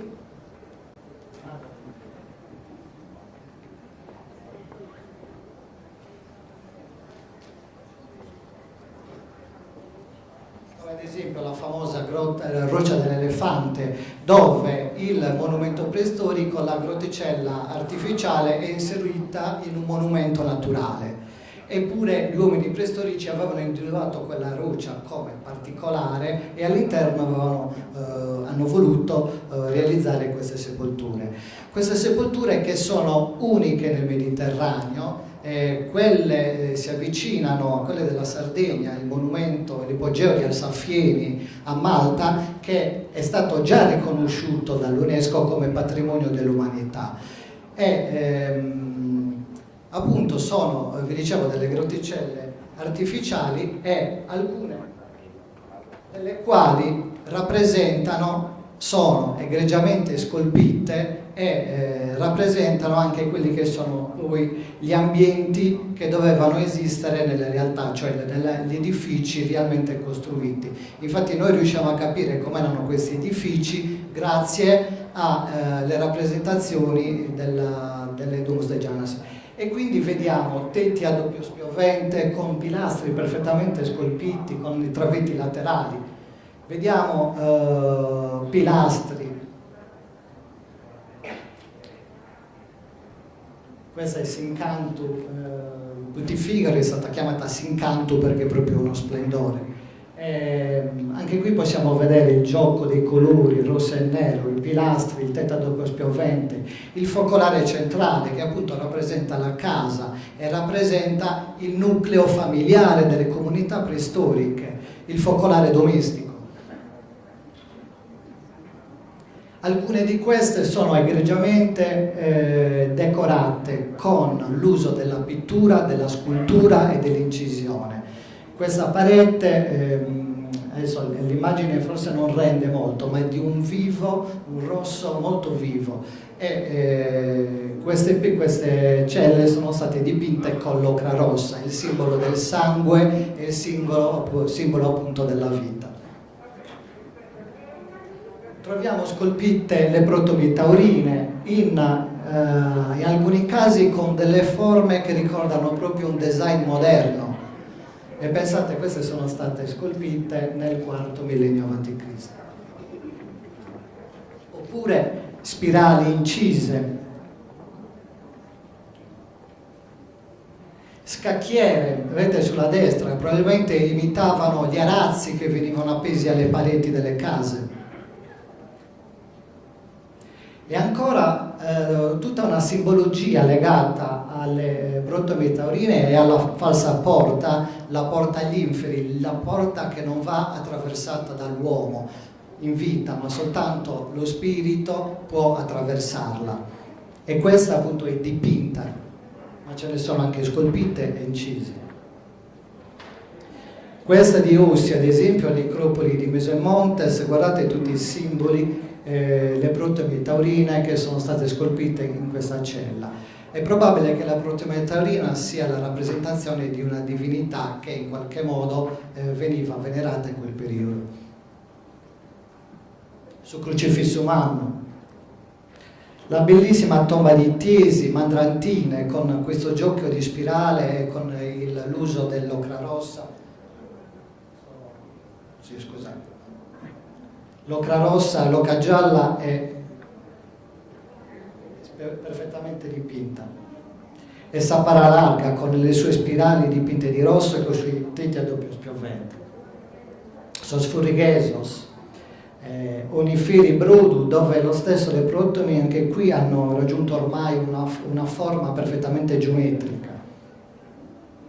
Ma all'interno di questo progetto non ci sono solo delle Domus de Janas, ma ci sono anche tutti i rappresentanti dei monumenti preistorici della Sardegna. E allora possiamo incontrare il Dolmen di Saccovacada, di Mores, oppure i circoli di Arzachena di Limuri, il complesso di Pranumutetu con i suoi allineamenti di menhir, oppure il complesso di Monte d'Accolti, unico monumento in tutto il Mediterraneo. E ancora il sediamento di Serralinta,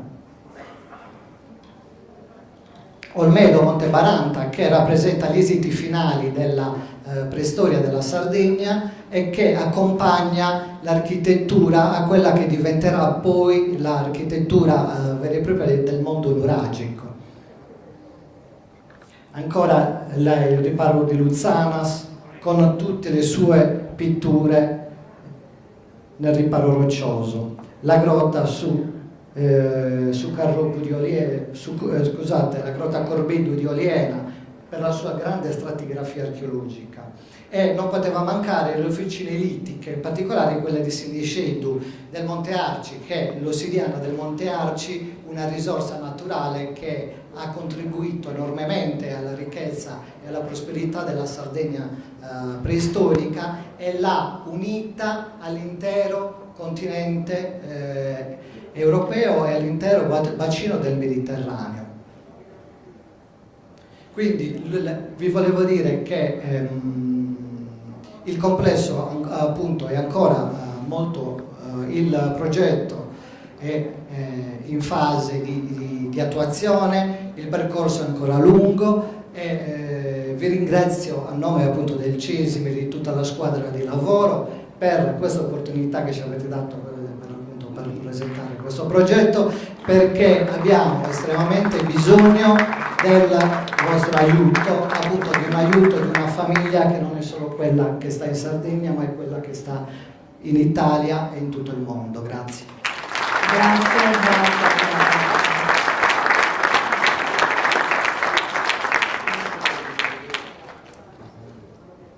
Carissimi, siete stanchi? Allora, se siete stanchi, chiudiamo e andate a rifucilarvi, perché poi alle 9:30 c'è lo spettacolo. Pertanto i tempi sono abbastanza ristretti, uno va a rinfrescarsi e poi ci troviamo qui. Lo spettacolo è qui? Sì, c'è, lo spettacolo è qui.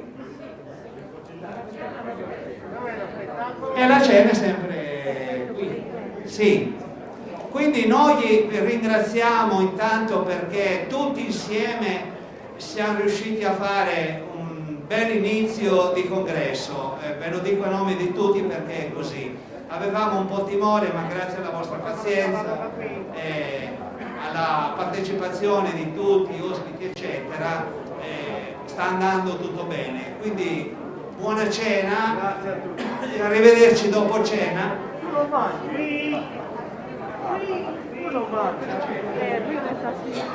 Quindi la cena al primo piano.